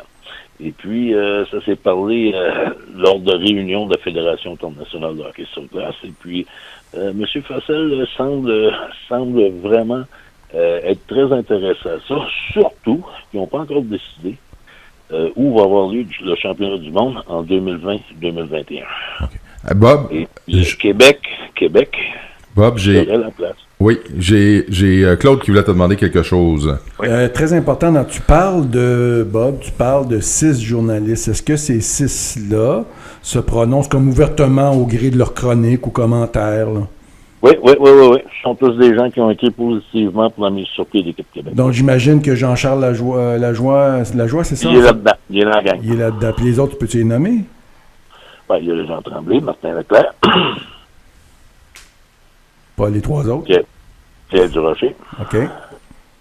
Les 2 autres, je ne peux pas vous les nommer encore. OK, c'est bon. Merci. Fait que ça bouge beaucoup là-dessus. Puis c'est certain que du moment que la lettre de demande de rencontre avec Hockey Québec là, va être faite, c'est certain que Québécois est un gros joueur encore là-dedans parce que notre intention, c'est d'amener le championnat du monde de hockey junior pour la première présence du Québec sur la scène internationale. Au Centre Vidéotron pour Noël 2019-2020. Bon, écoute, super. Ça, écoute, moi, je trouve que c'est quelque chose de vraiment prometteur, puis ça serait quelque chose d'absolument extraordinaire que d'avoir finalement comme une équipe, donc une équipe Québec qui pourrait être en mesure de nous représenter, nous les Québécois. Tu en as parlé tellement souvent, quelque chose de fédérateur qui nous permet de se regrouper, de se reconstituer. Donc, c'est vraiment un beau projet. Écoute, encore une excellente chronique. Oui, vas-y, je te laisse le mot de la fin. Ouais, en terminant ça, c'est le jour qu'on réussit, que cette chose-là réussit, qu'il y ait une première équipe Québec qui participe dans des championnats du monde de sport de haut niveau, soit certain qu'en dedans de 2 ans, 3 ans, toutes les autres fédérations québécoises vont suivre. Mais je te crois tellement, Bob, parce que ce qui se passe, là, vois-tu, on est plusieurs. Moi, je suis quelqu'un qui a toujours regardé le hockey, puis je ne m'identifie pas ni à l'équipe professionnelle des Canadiens de Montréal depuis des années. J'étais rendu un Nordique en raison de ça. Puis, je m'identifie surtout pas à l'équipe nationale. Même s'il y a 2-3 Québécois, ça ne me satisfait pas. Il n'y a pas de charge émotive pour moi. Alors, tu as tout à fait raison. S'il y a une équipe Québec, la première, par exemple, les juniors embarquent, les autres vont être obligés d'embarquer. Ah, les autres vont vouloir suivre, là, parce que là, ces questions, c'est beaucoup plus rentable quand tu as une équipe nationale, puis tu participes dans les championnats du monde, que d'avoir 2-3 joueurs québécois qui représentent et qui font partie des équipes du Canada. Là, les revenus pour ces fédérations-là sont minimes. En terminant, un autre personne, je vais parler dans les prochains jours, prochaines semaines, puis j'étais content de voir que c'est lui, c'est Pascal Bérubé. Oui. Il a maintenant le dossier de l'identité nationale. Et puis Pascal, c'est lui qui avait organisé la rencontre entre Mme Marois et moi il y a 4 ans de ça, 5 ans de ça, au gouvernement à Québec, à ses bureaux. À l'Assemblée nationale. Puis, je pense que, tu sais, l'identité nationale sport, c'est la seule place qu'on peut faire ça pour rassembler les Québécois de toute origine, incluant nous autres. Oui, tellement fédérateur. Écoute, merci encore, Bob. On se reparle la semaine prochaine avec un suivi sur tes dossiers chauds. Et donc, c'est un rendez-vous, soyez-y. On passe à une courte pause publicitaire. On vous revient dans 2 minutes avec notre invité cette semaine qui nous parle d'enseignement, d'éducation. C'est Robert Durocher et son billet dans le Journal Le Devoir. On a du plaisir. Après la pause.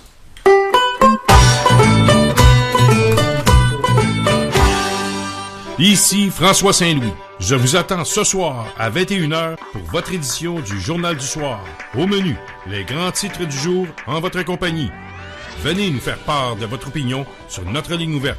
Je vous donne donc rendez-vous en fin de soirée sur radio-infocité.com.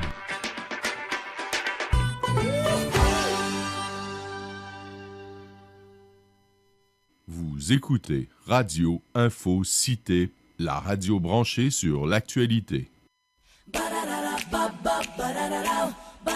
Ici François Saint-Louis. Du lundi au vendredi à 21h, joignez-vous à moi pour le bulletin d'information de radioinfocité.com.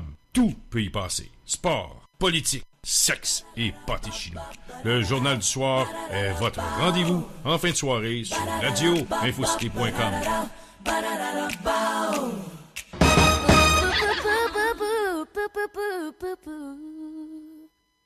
Actualité politique, sport, le journal du soir avec François Saint-Louis, du lundi au jeudi, 21h. Vendredi, toujours le journal du soir, mais spécial fait historique. C'est un rendez-vous. Ici Bernard Landry, vous écoutez radioinfocité.com.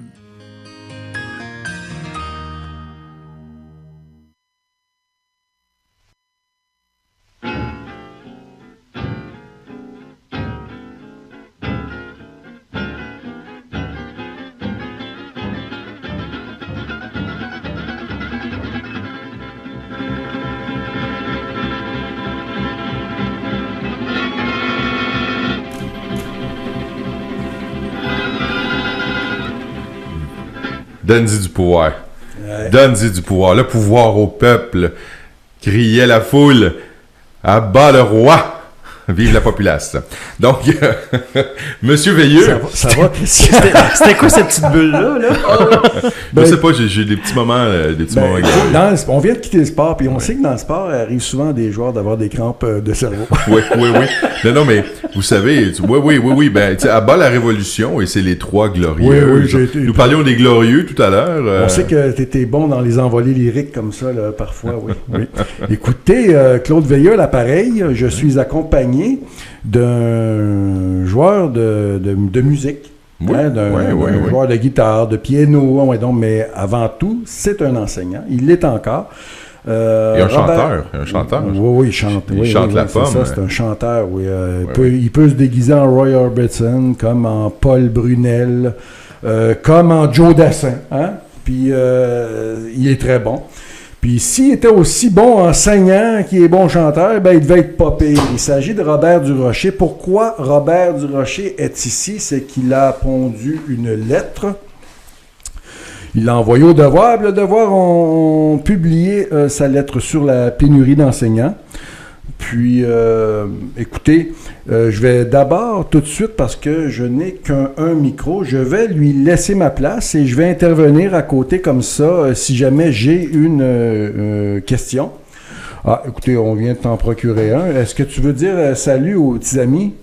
Bonjour tout le monde. Ouais, ben moi je t'entends pas, là. Mais est-ce qu'on peut... Bonjour Robert, comment vas-tu? Ça va très bien, Claude. Un petit peu plus fort encore? On a Télésino qui nous joue des tours. Oui, 1, 2, 1, 2, 1, 2. Non, on t'entend bien. Okay. Oui, ça va. Merci. Donc, Robert. C'est parce que Télésino est à la fois Camério et Télésino, ce qui cause certains problèmes techniques parfois. Donc, Robert, enseignant... J'essaye. Pour 26 ans, tu as été enseignant comme tel, pratiquement à temps plein, j'imagine, sauf peut-être les débuts. On commence toujours avec de la suppléance. 26 ans, ou même 26 ans, en 2014, au moment où tu prends ta retraite, et tu continues à faire de la suppléance. Alors, tu es toujours enseignant. Pour aviser nos auditeurs que tu n'es pas décalé dans le temps. Vous savez, on peut être des enseignants qui reviennent dire « Ah, dans mon temps, ça marchait mieux de même. » Mais ce ne sera pas le cas. Ici, c'est quelqu'un qui n'est pas déphasé. Qui est toujours dans le système. Veux-tu me dire pourquoi d'abord, quel est le titre de ton texte? Et en plus, on sait très bien que Bernard Drainville t'a invité. Puis, tu as fait une superbe entrevue. Donc, je tiens à dire à nos auditeurs que la lettre dont Robert Durocher va parler, donc sa lettre, ainsi que son entrevue avec Drainville, vous pouvez la trouver sur le site du 98.5. Là, allez voir, allez entendre ça, ça vaut vraiment la peine. Et moi, je tiens à te dire que tu as été excellent, tu as été parfait même. Puis je dirais pourquoi. Selon moi, plus tard, pourquoi tu as été excellent et parfait dans ta façon de dénoncer cette situation? Puis moi, tu vas me permettre, avant de donner la parole à Robert, écoute, moi, j'ai lu ton article dans Le Devoir, puis j'ai trouvé ça génial parce que je trouvais que tu apportais vraiment une plus-value, t'énonçais tout haut ce que la plupart des enseignants pensent, qu'est-ce qu'on se dit entre nous, mais étant, je te dirais, à la solde de différentes commissions scolaires, on a un devoir de réserve, on peut pas se permettre d'énoncer peut-être nécessairement tout ce que tu as la liberté de faire et que tu as fait. Donc, dans un article que j'ai trouvé brillant, que j'ai trouvé intéressant, parce que c'était vraiment comme un espèce de cri du cœur, dans le fond, d'un peu tous les enseignants à travers le Québec qui ressentent ces problématiques-là que tu vas aborder. Pénurie de suppléants et lourdeur de la tâche. Salut Robert. Alors bonjour tout le monde, ou plutôt bonsoir. Oui. Oui, c'est ça. Alors effectivement, j'ai eu l'idée de pondre, d'écrire cet article-là, parce que l'éducation pour moi, c'est vraiment primordial pour une société. Et je suis toujours concerné. J'ai pris ma retraite, comme je l'ai dit, le 30 juin 2014. Mais je continue à enseigner parce que j'ai toujours une certaine flamme, encore la flamme, une certaine passion. Je l'ai moins, je dois le reconnaître. Mais je m'ennuie encore des jeunes. Et le fait de poursuivre comme suppléant, bien d'abord, on y va à notre gré. Alors un matin, si on m'appelle et ça ne me tente pas, mais je ne vais pas. Tu peux te permettre de le refuser, de le décliner. Tout à fait. Alors, je suis maître, c'est moi qui fais mon horaire finalement. Et ça me permet aussi d'être en contact avec les jeunes. Moi, j'ai toujours été avec les jeunes. Excusez-moi l'anglicisme, j'ai coaché au hockey, j'ai coaché au baseball. J'aime ça être avec les jeunes. J'aime ça les entendre, j'aime ça les écouter, leur donner la parole. Et j'aime ça les guider. Puis le fait d'être enseignant, mais ça m'a permis de poursuivre dans ce sens-là. Qu'est-ce qui t'a amené à prendre ta retraite? 3 ans? 4 ans? 5 ans? 5 ans. Ça peut aller 5 jusqu'à ans 5 d'avance? Oui. La lourdeur de la tâche, ça c'est définitif. Quand j'ai commencé à enseigner en 1988-89, une tâche en sciences, c'était 6 groupes. Alors sur un cycle, par exemple, de 9 jours, un professeur qui enseignait à temps plein avait 6 groupes.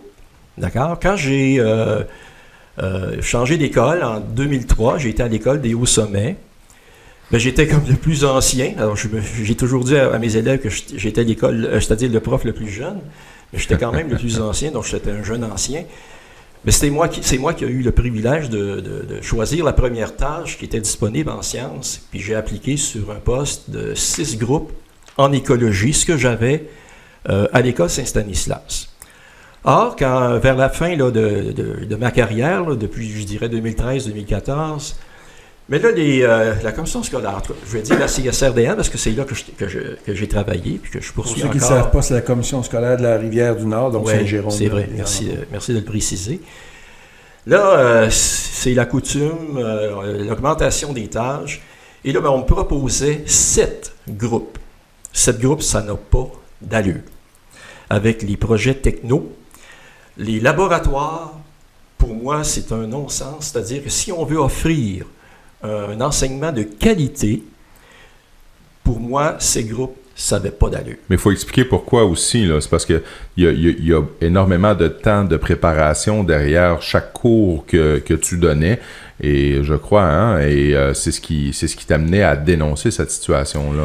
Ben moi, d'abord, j'ai parlé avec la direction d'école, puis évidemment, je leur ai témoigné ce désaccord-là, puis j'ai expliqué pourquoi. Mais on m'a dit que c'était tout le monde qui avait une tâche de ces groupes. En passant, c'était faux. Alors, il n'y avait rien à faire. J'ai eu beau discuter avec la direction, et c'était ça.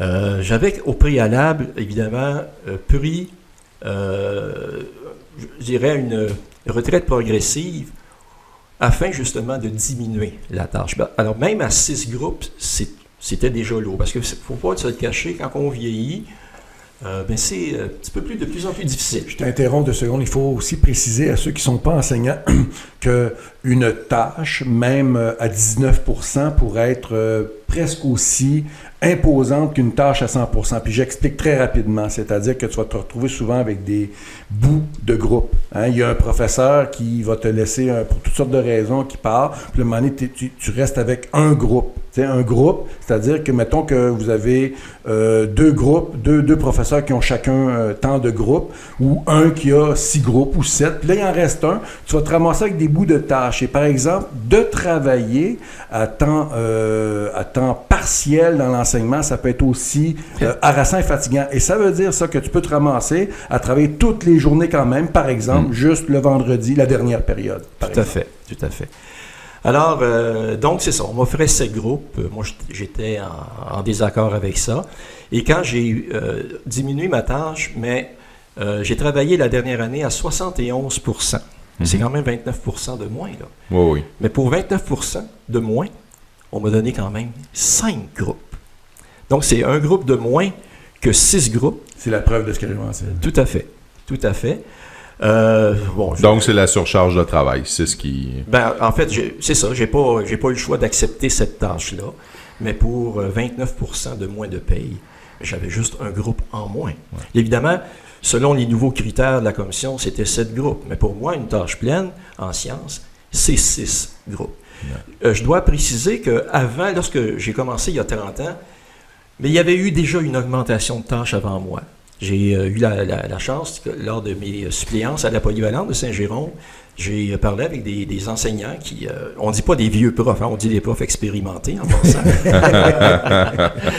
Et on m'a appris que juste avant, mettons, mon arrivée à la commission scolaire, ben, une tâche pleine pour un prof de sciences, c'était 5 groupes. Imagine. Hein? C'est de 5 à 6 à 7. Exactement. Donc, évidemment, à l'époque, les professeurs ont fait une levée de bouclier, bien entendu, mais évidemment, ça a passé quand même à 6 groupes. Et là, ben, maintenant, c'est rendu à 7 groupes. Alors, c'est tout à fait farfelu. Moi, les gens qui Qu'est-ce qui amène ça, selon toi, Robert? Est-ce que c'est une directive qui émane du ministère de l'Éducation qui amènerait ça? Est-ce que ça vient plutôt de la commission scolaire elle-même? Qui, d'après toi, en bout de ligne, est responsable de cet alourdissement sans arrêt des tâches enseignantes? Écoute, c'est une bonne question. Moi, je présume que ça vient du ministère. Moi, je pense que oui. Hein? C'est le ministère qui préconise, pour des raisons probablement d'économie. Oh, mais ça se peut pas parce que l'éducation, l'enseignement, c'est une priorité pour le gouvernement du Québec. Oui, c'est vrai. Vous avez raison. Là, je dis une niaiserie, là, je pense. Je m'excuse, là, monsieur Blais. Non, mais d'après moi, ça vient du ministère. Et évidemment, ce que je déplore, c'est que les commissions scolaires devraient être de notre bord, c'est-à-dire devraient dénoncer cette situation-là, mais malheureusement, ça ne se fait pas. En tout cas, moi, je l'entends pas, en tout cas. Ben, il suffit, j'inviterais même tout le monde autour de la table d'aller voir l'organigramme, comment ça fonctionne le système, c'est-à-dire le ministère qui donne ses orientations, puis ensuite, ce qui est la responsabilité de la commission scolaire, et finalement, c'est un entonnoir qu'on a déformé, c'est-à-dire qu'on a pris, au lieu de le mettre en dessous, on l'a tassé de côté sur l'organigramme, sur le diagramme, mais ça revient strictement au même. Donc, ça vient toujours du ministère. Oh oui, c'est sûr. Alors, ben c'est ça. Donc, les commissions scolaires dénoncent pas ça. Donc, c'est retransmis, passé, si on veut, comme un vase communicant, comme un ancien directeur disait. Les directions d'école doivent faire des tâches qui sont maintenant tout à fait aberrantes. Alors pour moi, c'est de la farce. Moi, je vais utiliser une expression de Michel Chartrand quand il parlait des politiciens. Souvent, il disait que c'était des farceurs.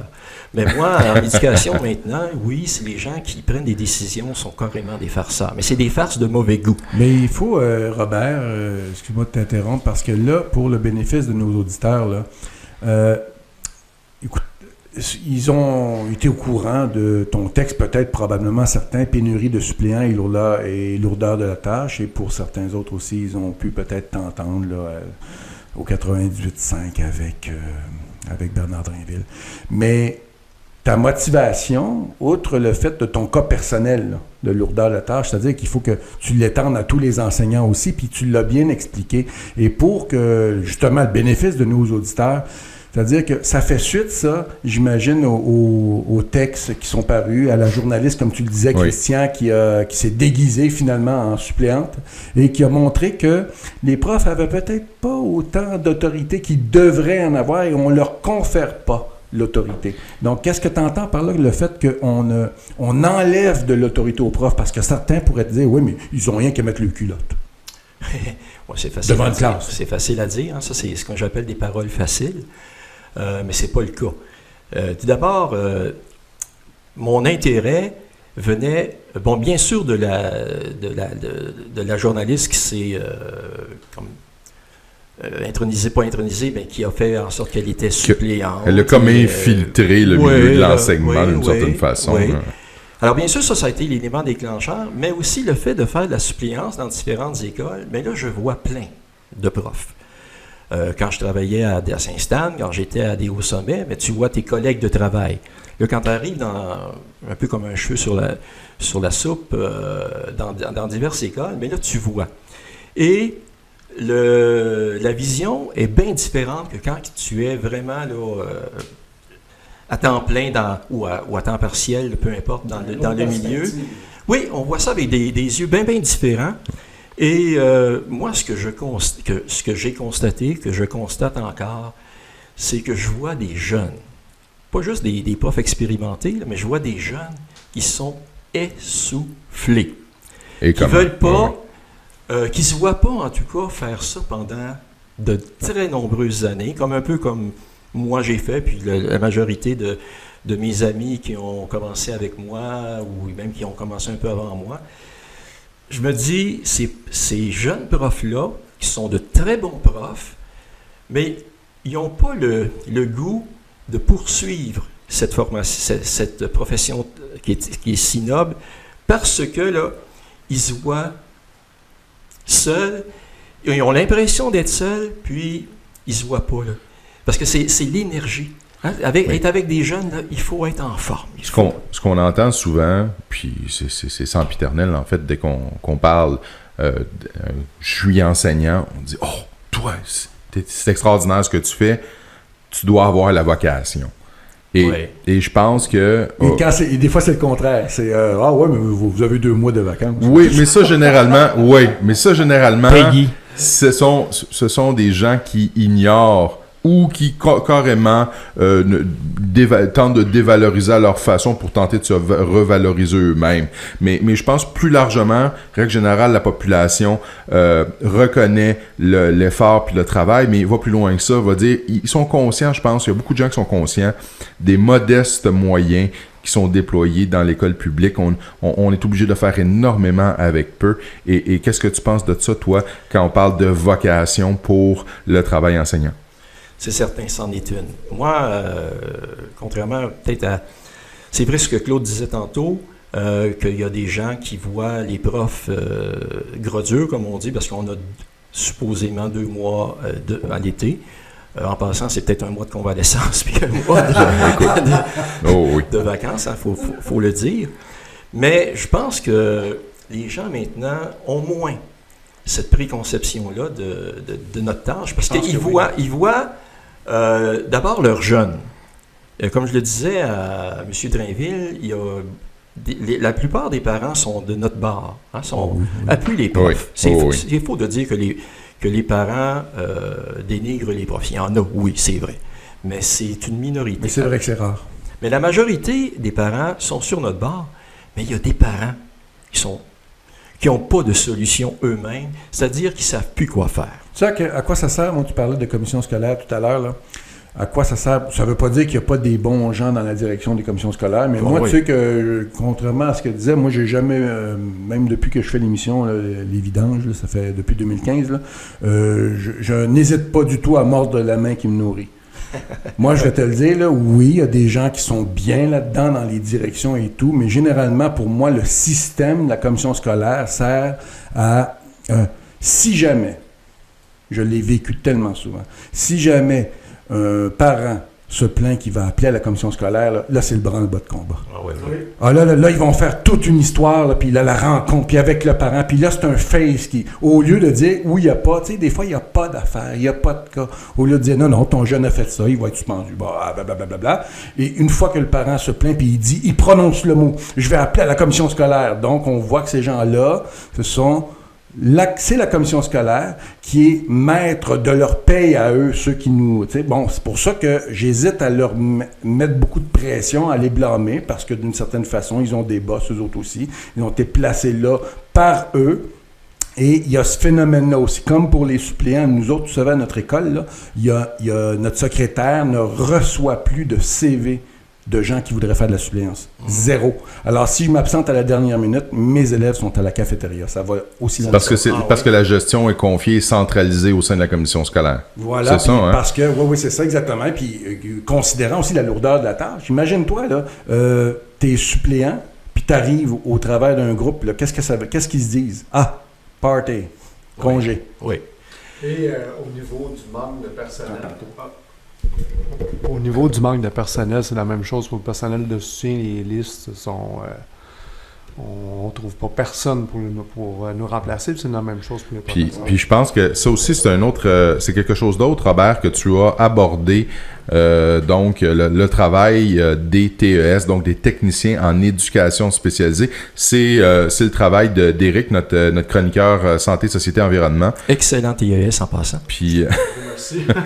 Écoute, je pense que ça serait quelque chose que peut-être que tu nous parles un petit peu, que tu élabores là, de ta perception de la chose par rapport aux moyens qu'ils ont et ce qu'ils doivent déployer là, donc pour faire leur travail. Puis en somme, peut-être même Éric pourra combler là.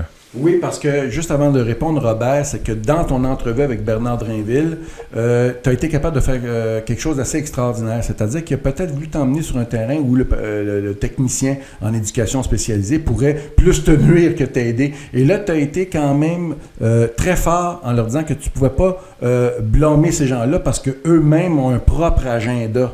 C'est-à-dire un propre agenda, puis une propre façon de fonctionner qui leur est imposée. Parce que lui, il essayait de savoir, Bernard Drainville, si tu pouvais, par exemple, juste te débarrasser, entre guillemets, d'un élève, le confier au TES, qu'il ferait travailler dans une pièce attenante, par exemple. Et on sait très bien tous que c'est pas comme ça que ça fonctionne et que c'est pas le mandat qu'ont les TES. Peux-tu développer là-dessus?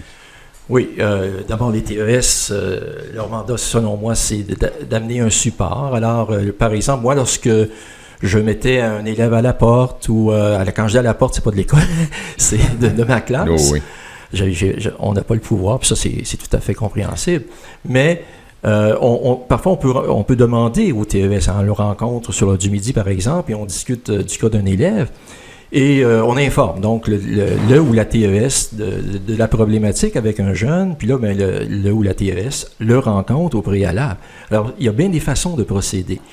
Mais c'est certain que c'est pas comme ça que ça se fait, c'est-à-dire qu'on ne dit pas, ben voici, là, cet élève-là, j'en peux plus, puis c'est toi, tu t'organises avec. C'est pas comme ça que ça marche, là. Moi, ce que je déplore, ça je l'ai clairement dit à Bernard Drainville, c'est que les profs, maintenant, ont perdu leur autonomie professionnelle. Ça, c'est important. Qu'est-ce que tu veux dire par là? Je vais en parler. Je vais élaborer là-dessus. D'abord, perte d'autorité en classe. Quand je dis l'autorité, c'est pas une autorité comme dans l'armée. Là. C'est beaucoup plus vaste que ça. C'est d'être considéré comme l'expert. C'est le prof qui est à l'avant. C'est le prof qui a suivi une formation de 4 années, qui continue à se former parce qu'il y a la formation obligatoire, puis il y a bien des profs, comme moi par exemple, qui continuent à se documenter. Même là, je suis à la retraite, puis je viens de m'acheter justement tout à l'heure un livre sur l'enseignement. Alors, c'est le prof qui est l'expert, qui est le spécialiste, le professionnel de terrain. Exactement. Ouais. Maintenant, les profs sont considérés, selon moi, par la direction, les commissions scolaires, comme des exécutants. Ou des facilitateurs d'apprentissage. Des trucs comme ça. Oui. Alors, l'autonomie professionnelle, c'est de dire, ben moi, je vais utiliser telle stratégie d'enseignement. je vais enseigner telle stratégie d'apprentissage, je vais utiliser tel ou tel outil pédagogique, mais c'est moi qui décide. C'est certain que je peux recevoir des conseils de la direction, puis quand même, là, on suit eux autres aussi, là, ils ont été formés en éducation, mais ça devrait revenir aux profs. Oui. Ça ne l'est plus. Pourquoi, selon toi? Ben parce que les directions, qui sont de plus en plus jeunes, arrivent à des postes, et c'est juste temporaire, c'est passager, et ils veulent imposer leur vision. J'irais même jusqu'à dire, parfois, ils suivent des formations, soit de maîtrise ou peut-être même de doctorat. Et là, ben, ils ont un travail à faire. Mais oui, je peux te dire, là, je sais que je m'avance sur un terrain glissant. Non, mais c'est correct, mais moi, je m'allais dire, à contrario, peut-être que, au contraire, ils ont une commande qui vient d'en haut, qui les oblige à agir de la sorte. Oui, bien c'est ça, mais c'est une commande, des fois, qui peut venir carrément de leur formation. Oui. OK, puis je dis pas que c'est mauvais, ça, mais ça devrait partir du prof. Ouais. Quand on dit à un prof de faire des tableaux de planification, bien, désolé, la planification est déjà faite. C'est ça. Hein?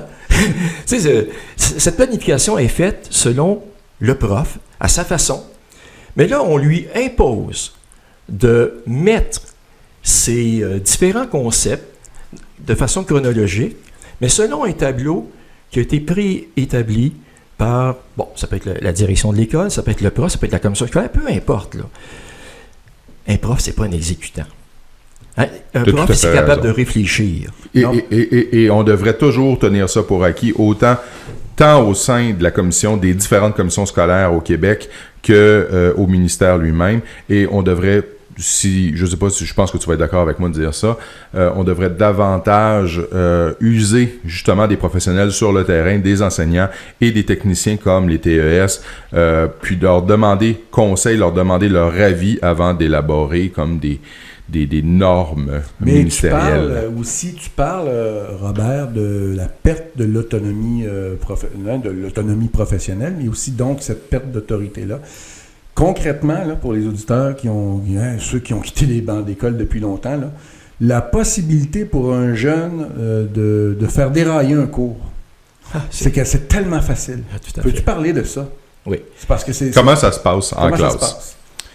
Mais comme je disais, il y a certains jeunes, puis là, je parle pas juste des jeunes qui sont identifiés à problème, c'est-à-dire des jeunes qui ont des plans d'intervention. Et ça, mais ça a explosé depuis plusieurs années.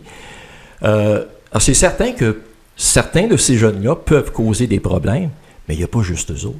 Il y en a d'autres aussi qui ne sont pas identifiés, qui n'ont pas de plan d'intervention et qui peuvent faire dérailler un cours très rapidement. Et ces jeunes-là, mais la problématique, c'est qu'ils sont de mauvaise foi. C'est-à-dire qu'ils ne veulent pas collaborer. Et aujourd'hui, c'est un petit peu triste quand on dit que l'hédonisme est partout là, dans la société québécoise. Hein, les humoristes ont la cote, puis là, j'ai rien contre les humoristes. Mais ça se transmet, ça. Les jeunes voient ça. Puis là, mais ils arrivent, puis ils sont en classe, puis ils veulent faire les petits comiques. Les petits clowns, comme on dit. Ils font pas ça nécessairement méchamment, mais il y en a. Parce qu'eux aussi ont le droit d'être comme, avoir leur passe tannant. Puis il faut se souvenir quand c'était notre tour, quand on était au secondaire, quand on était au primaire et qu'on avait un remplaçant, qu'est-ce qu'on faisait? On se tapait dans les mains puis on disait « Yes! » Mais moi quand je dis il y a certains jeunes qui sont de mauvaise foi, je veux plus dire des jeunes qui, malgré le fait qu'on les avise. Hein, un jeune qui parle, bon, c'est normal. Y a-t-il quelque chose qui est plus placoteux qu'une gang de profs lors d'une réunion? Hein? Non, mais tu sais, honnêtement. C'est incroyable. Hein? Alors, quand un jeune... Je suis un très mauvais élève. Quand un jeune parle, par exemple, bon, le prof s'en aperçoit. Alors, il y a bien des façons de l'aviser. Ça peut être carrément non-verbal. Tu le regardes. L'élève qui est de bonne foi, il va voir qu'il dérange. Il va voir que le prof, là, il te lance un message. Puis il le fait discrètement. Donc, un élève qui est de bonne foi va, en principe, arrêter. Ah, c'est un jeune, il peut être tannant, effectivement, mais s'il est de bonne foi, là, il va comprendre, puis il va s'amender. Hein, il va arrêter. Oui. Des fois, il faut aller plus loin. Là, tu l'avises verbalement. Des fois, ça marche. Alors, c'est un peu ça. Donc, il y a une escalade. Et le jeune qui est vraiment de mauvaise foi, c'est que malgré les avis du prof, qui essaye de le faire le plus respectueusement possible, ça, c'est bien, bien important, le respect, mais malgré tout ça, l'élève continue à perturber le cours pour X raisons. Mais là, à un moment donné, ça devient impossible. Il n'y a plus d'enseignement, il n'y a plus d'apprentissage. On met trop d'étapes, on met trop d'étapes entre le fait qu'il peut rester en classe et la sanction. C'est quoi le pouvoir du prof ou d'un suppléant? Prenons le cas de figure d'un suppléant, par exemple, qui se ramasse dans une situation comme ça, où tu as le jeune. Parce que, tu sais, faut dire une affaire. Une école, c'est une micro-société. Hein? C'est le monde dans lequel on vit en miniature. Donc, t'as des milieux, des jeunes qui viennent de milieux favorisés, mais t'as l'inverse aussi. Puis, généralement, t'as beaucoup plus de jeunes qui vont venir de milieux défavorisés que de favorisés. Puis, t'as des chances d'avoir de la misère sociale, donc des mauvaises, très peu de valeurs positives qui sont transmises. Puis là, tu te ramasses dans un cas de figure comme qu'est-ce que toi, tu nous soulignais. Qu'est-ce que le prof fait dans une situation comme ça? C'est quoi ses pouvoirs? C'est quoi les limites de son autorité par rapport à ces jeunes? Tu parles du suppléant, là. Du suppléant, mais même...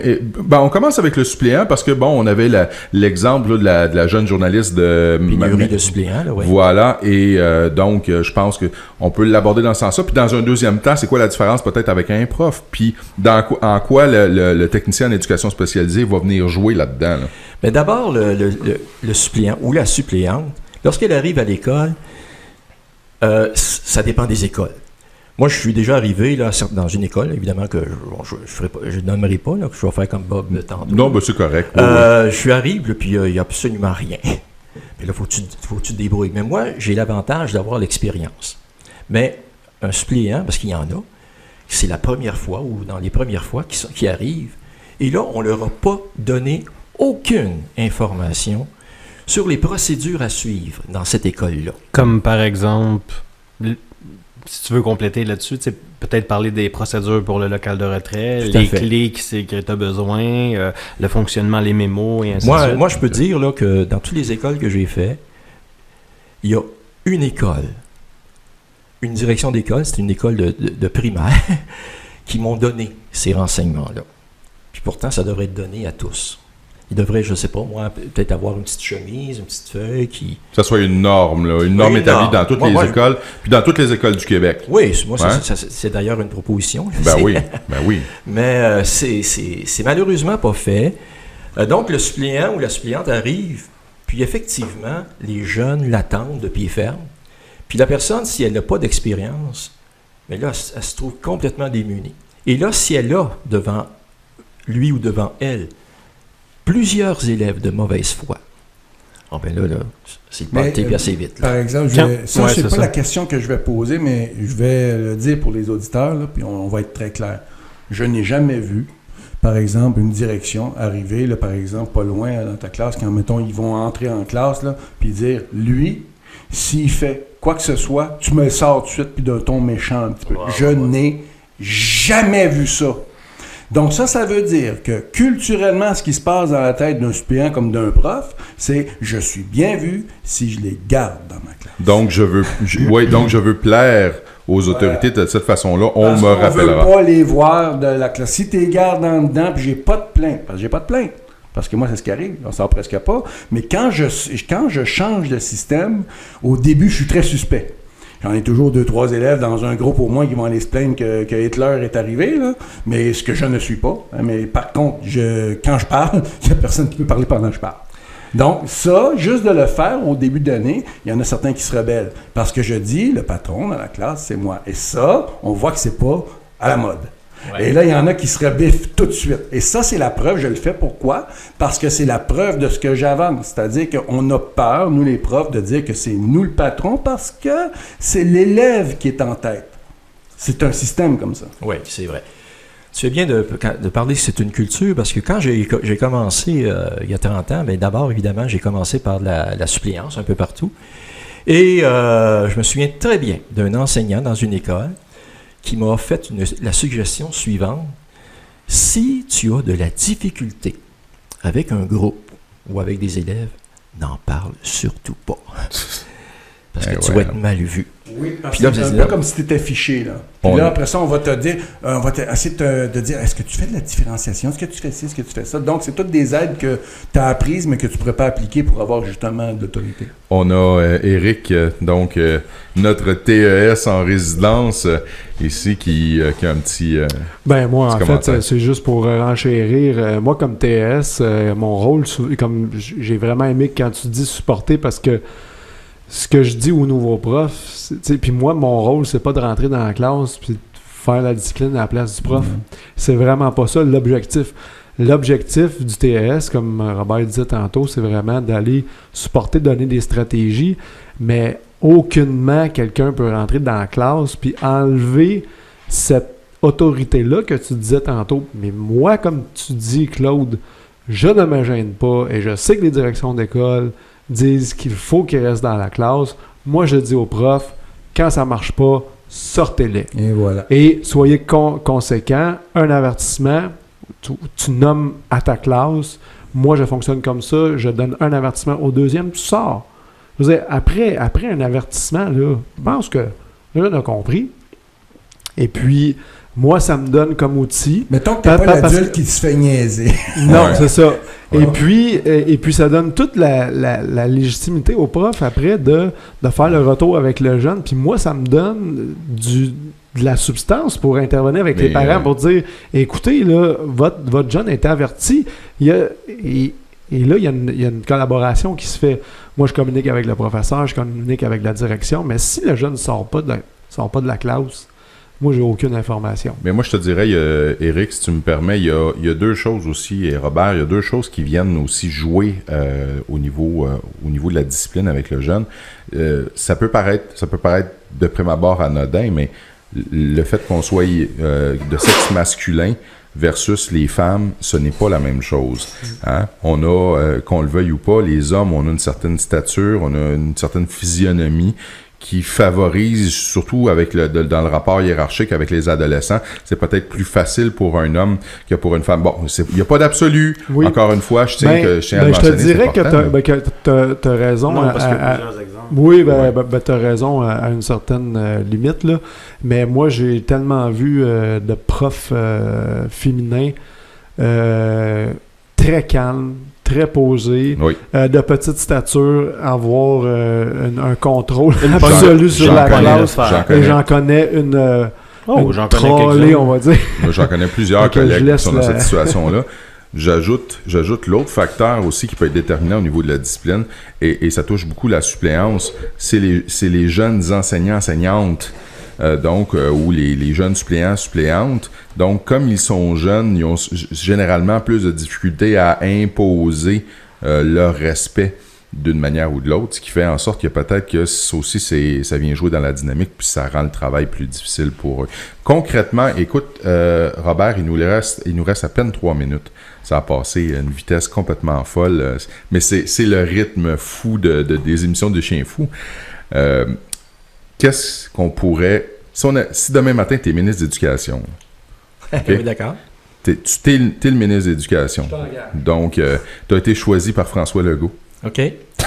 Pas que roche, c'est des roches. Pourquoi François Legault? Donc, indépendamment, tu as été choisi par... on est au mois d'octobre.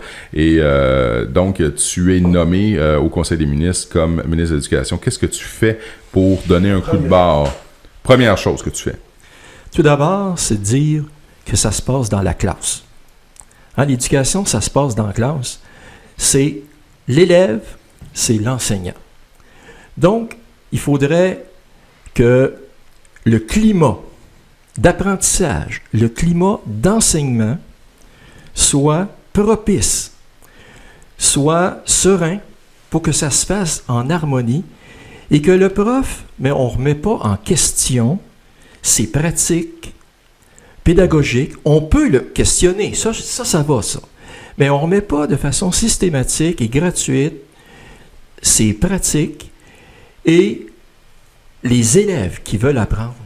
Mais donc, on leur laisse leur concrètement, plancher. qu'est-ce que tu fais avec l'intégration? Parce que là, tu me parles d'un problème d'intégration des élèves en difficulté. Qu'est-ce que tu fais avec ce problème-là? Parce que si un professeur se plaint de ça, qu'il y a des élèves qui perturbent parce qu'ils ont été intégrés, tout ça, on va te dire, est-ce que tu fais de la différenciation? Donc là, on a des... Toi, qu'est-ce que tu fais comme ministre? On parle de jeunes. Tout d'abord, là, on parle de jeunes qui ont des troubles.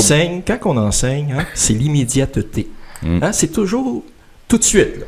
Alors, quand ça va pas, mais il ne faut pas dire, ben là, je vais appeler... C'est sûr, on va se dire, on va appeler le parent à soir, mais là, pendant ce temps-là, on fait quoi? Ouais. Alors, il faut leur donner cette autorité-là. Si un prof juge qu'il faut sortir 2 élèves, il faut le sortir. Et après, on fait des interventions. Mais pendant le cours, la priorité, c'est l'enseignement, c'est l'apprentissage. C'est ça qu'il faut privilégier et moi, je prônerais ça. Donc, des pouvoirs plus importants pour l'enseignement, à l'enseignant pour pouvoir asseoir son pouvoir. Donc, son autorité sur sa classe. Deuxième chose que tu fais là. OK? Donc, tu gères un budget de plusieurs milliards. Donc, est-ce que tu fais un réaménagement de ton argent? Qu'est-ce que tu fais avec? Mais écoute, d'abord, je réduirais la tâche. J'essaierai en tout cas de réduire la tâche des profs, qui est à enlever un groupe. Les profs qui enseignent à des groupes plus difficiles, mais par exemple, d'une compensation, ça serait d'enlever un groupe. On fait-tu des classes quelque chose comme ça? Est-ce qu'on fait une expansion des classes spécialisées? Ça, pour les jeunes qui ont des troubles de comportement et des problèmes d'apprentissage sévères. Moi, j'ai toujours enseigné dans des écoles où il y avait des classes. Je vais utiliser le mot particulière. Ouais. Puis à mon avis, c'était pas si mauvais que ça. Parce que là, il y a des gens qui sont spécialistes à enseigner à ces jeunes-là. Puis, selon moi, c'est peut-être facilitant. OK? Oui. Je m'excuse. On n'aura pas le temps. Je m'excuse, François. OK. Puis, évidemment aussi, j'augmenterai les ressources. Les ressources, les TES. J'en mettrais plus des psychologues. Il n'y en a pas. Des orthopédagogues? Ah oui, mais des psychologues. Oui. Il y a des jeunes là, qui sont très malheureux. Il y a beaucoup de détresse, hein? Beaucoup de détresse et, selon moi, des psychologues, on ne peut pas remplacer ça. Alors, par exemple, moi, à ma première école, il y avait une psychologue. C'était la seule école à la commission scolaire où il y avait. Donc, là, maintenant, un psychologue, c'est... Moi, je rajouterais travailleur social. Aussi. Alors, on vous remercie infiniment d'avoir été à l'écoute cette semaine. On vous donne rendez-vous mardi prochain, 19h, pour une autre émission des Chiens Fous. Et restez sur nos ondes, puisque dans un instant, c'est le Journal du Soir avec François Saint-Louis. Bonsoir et à la semaine prochaine! Salut tout le monde!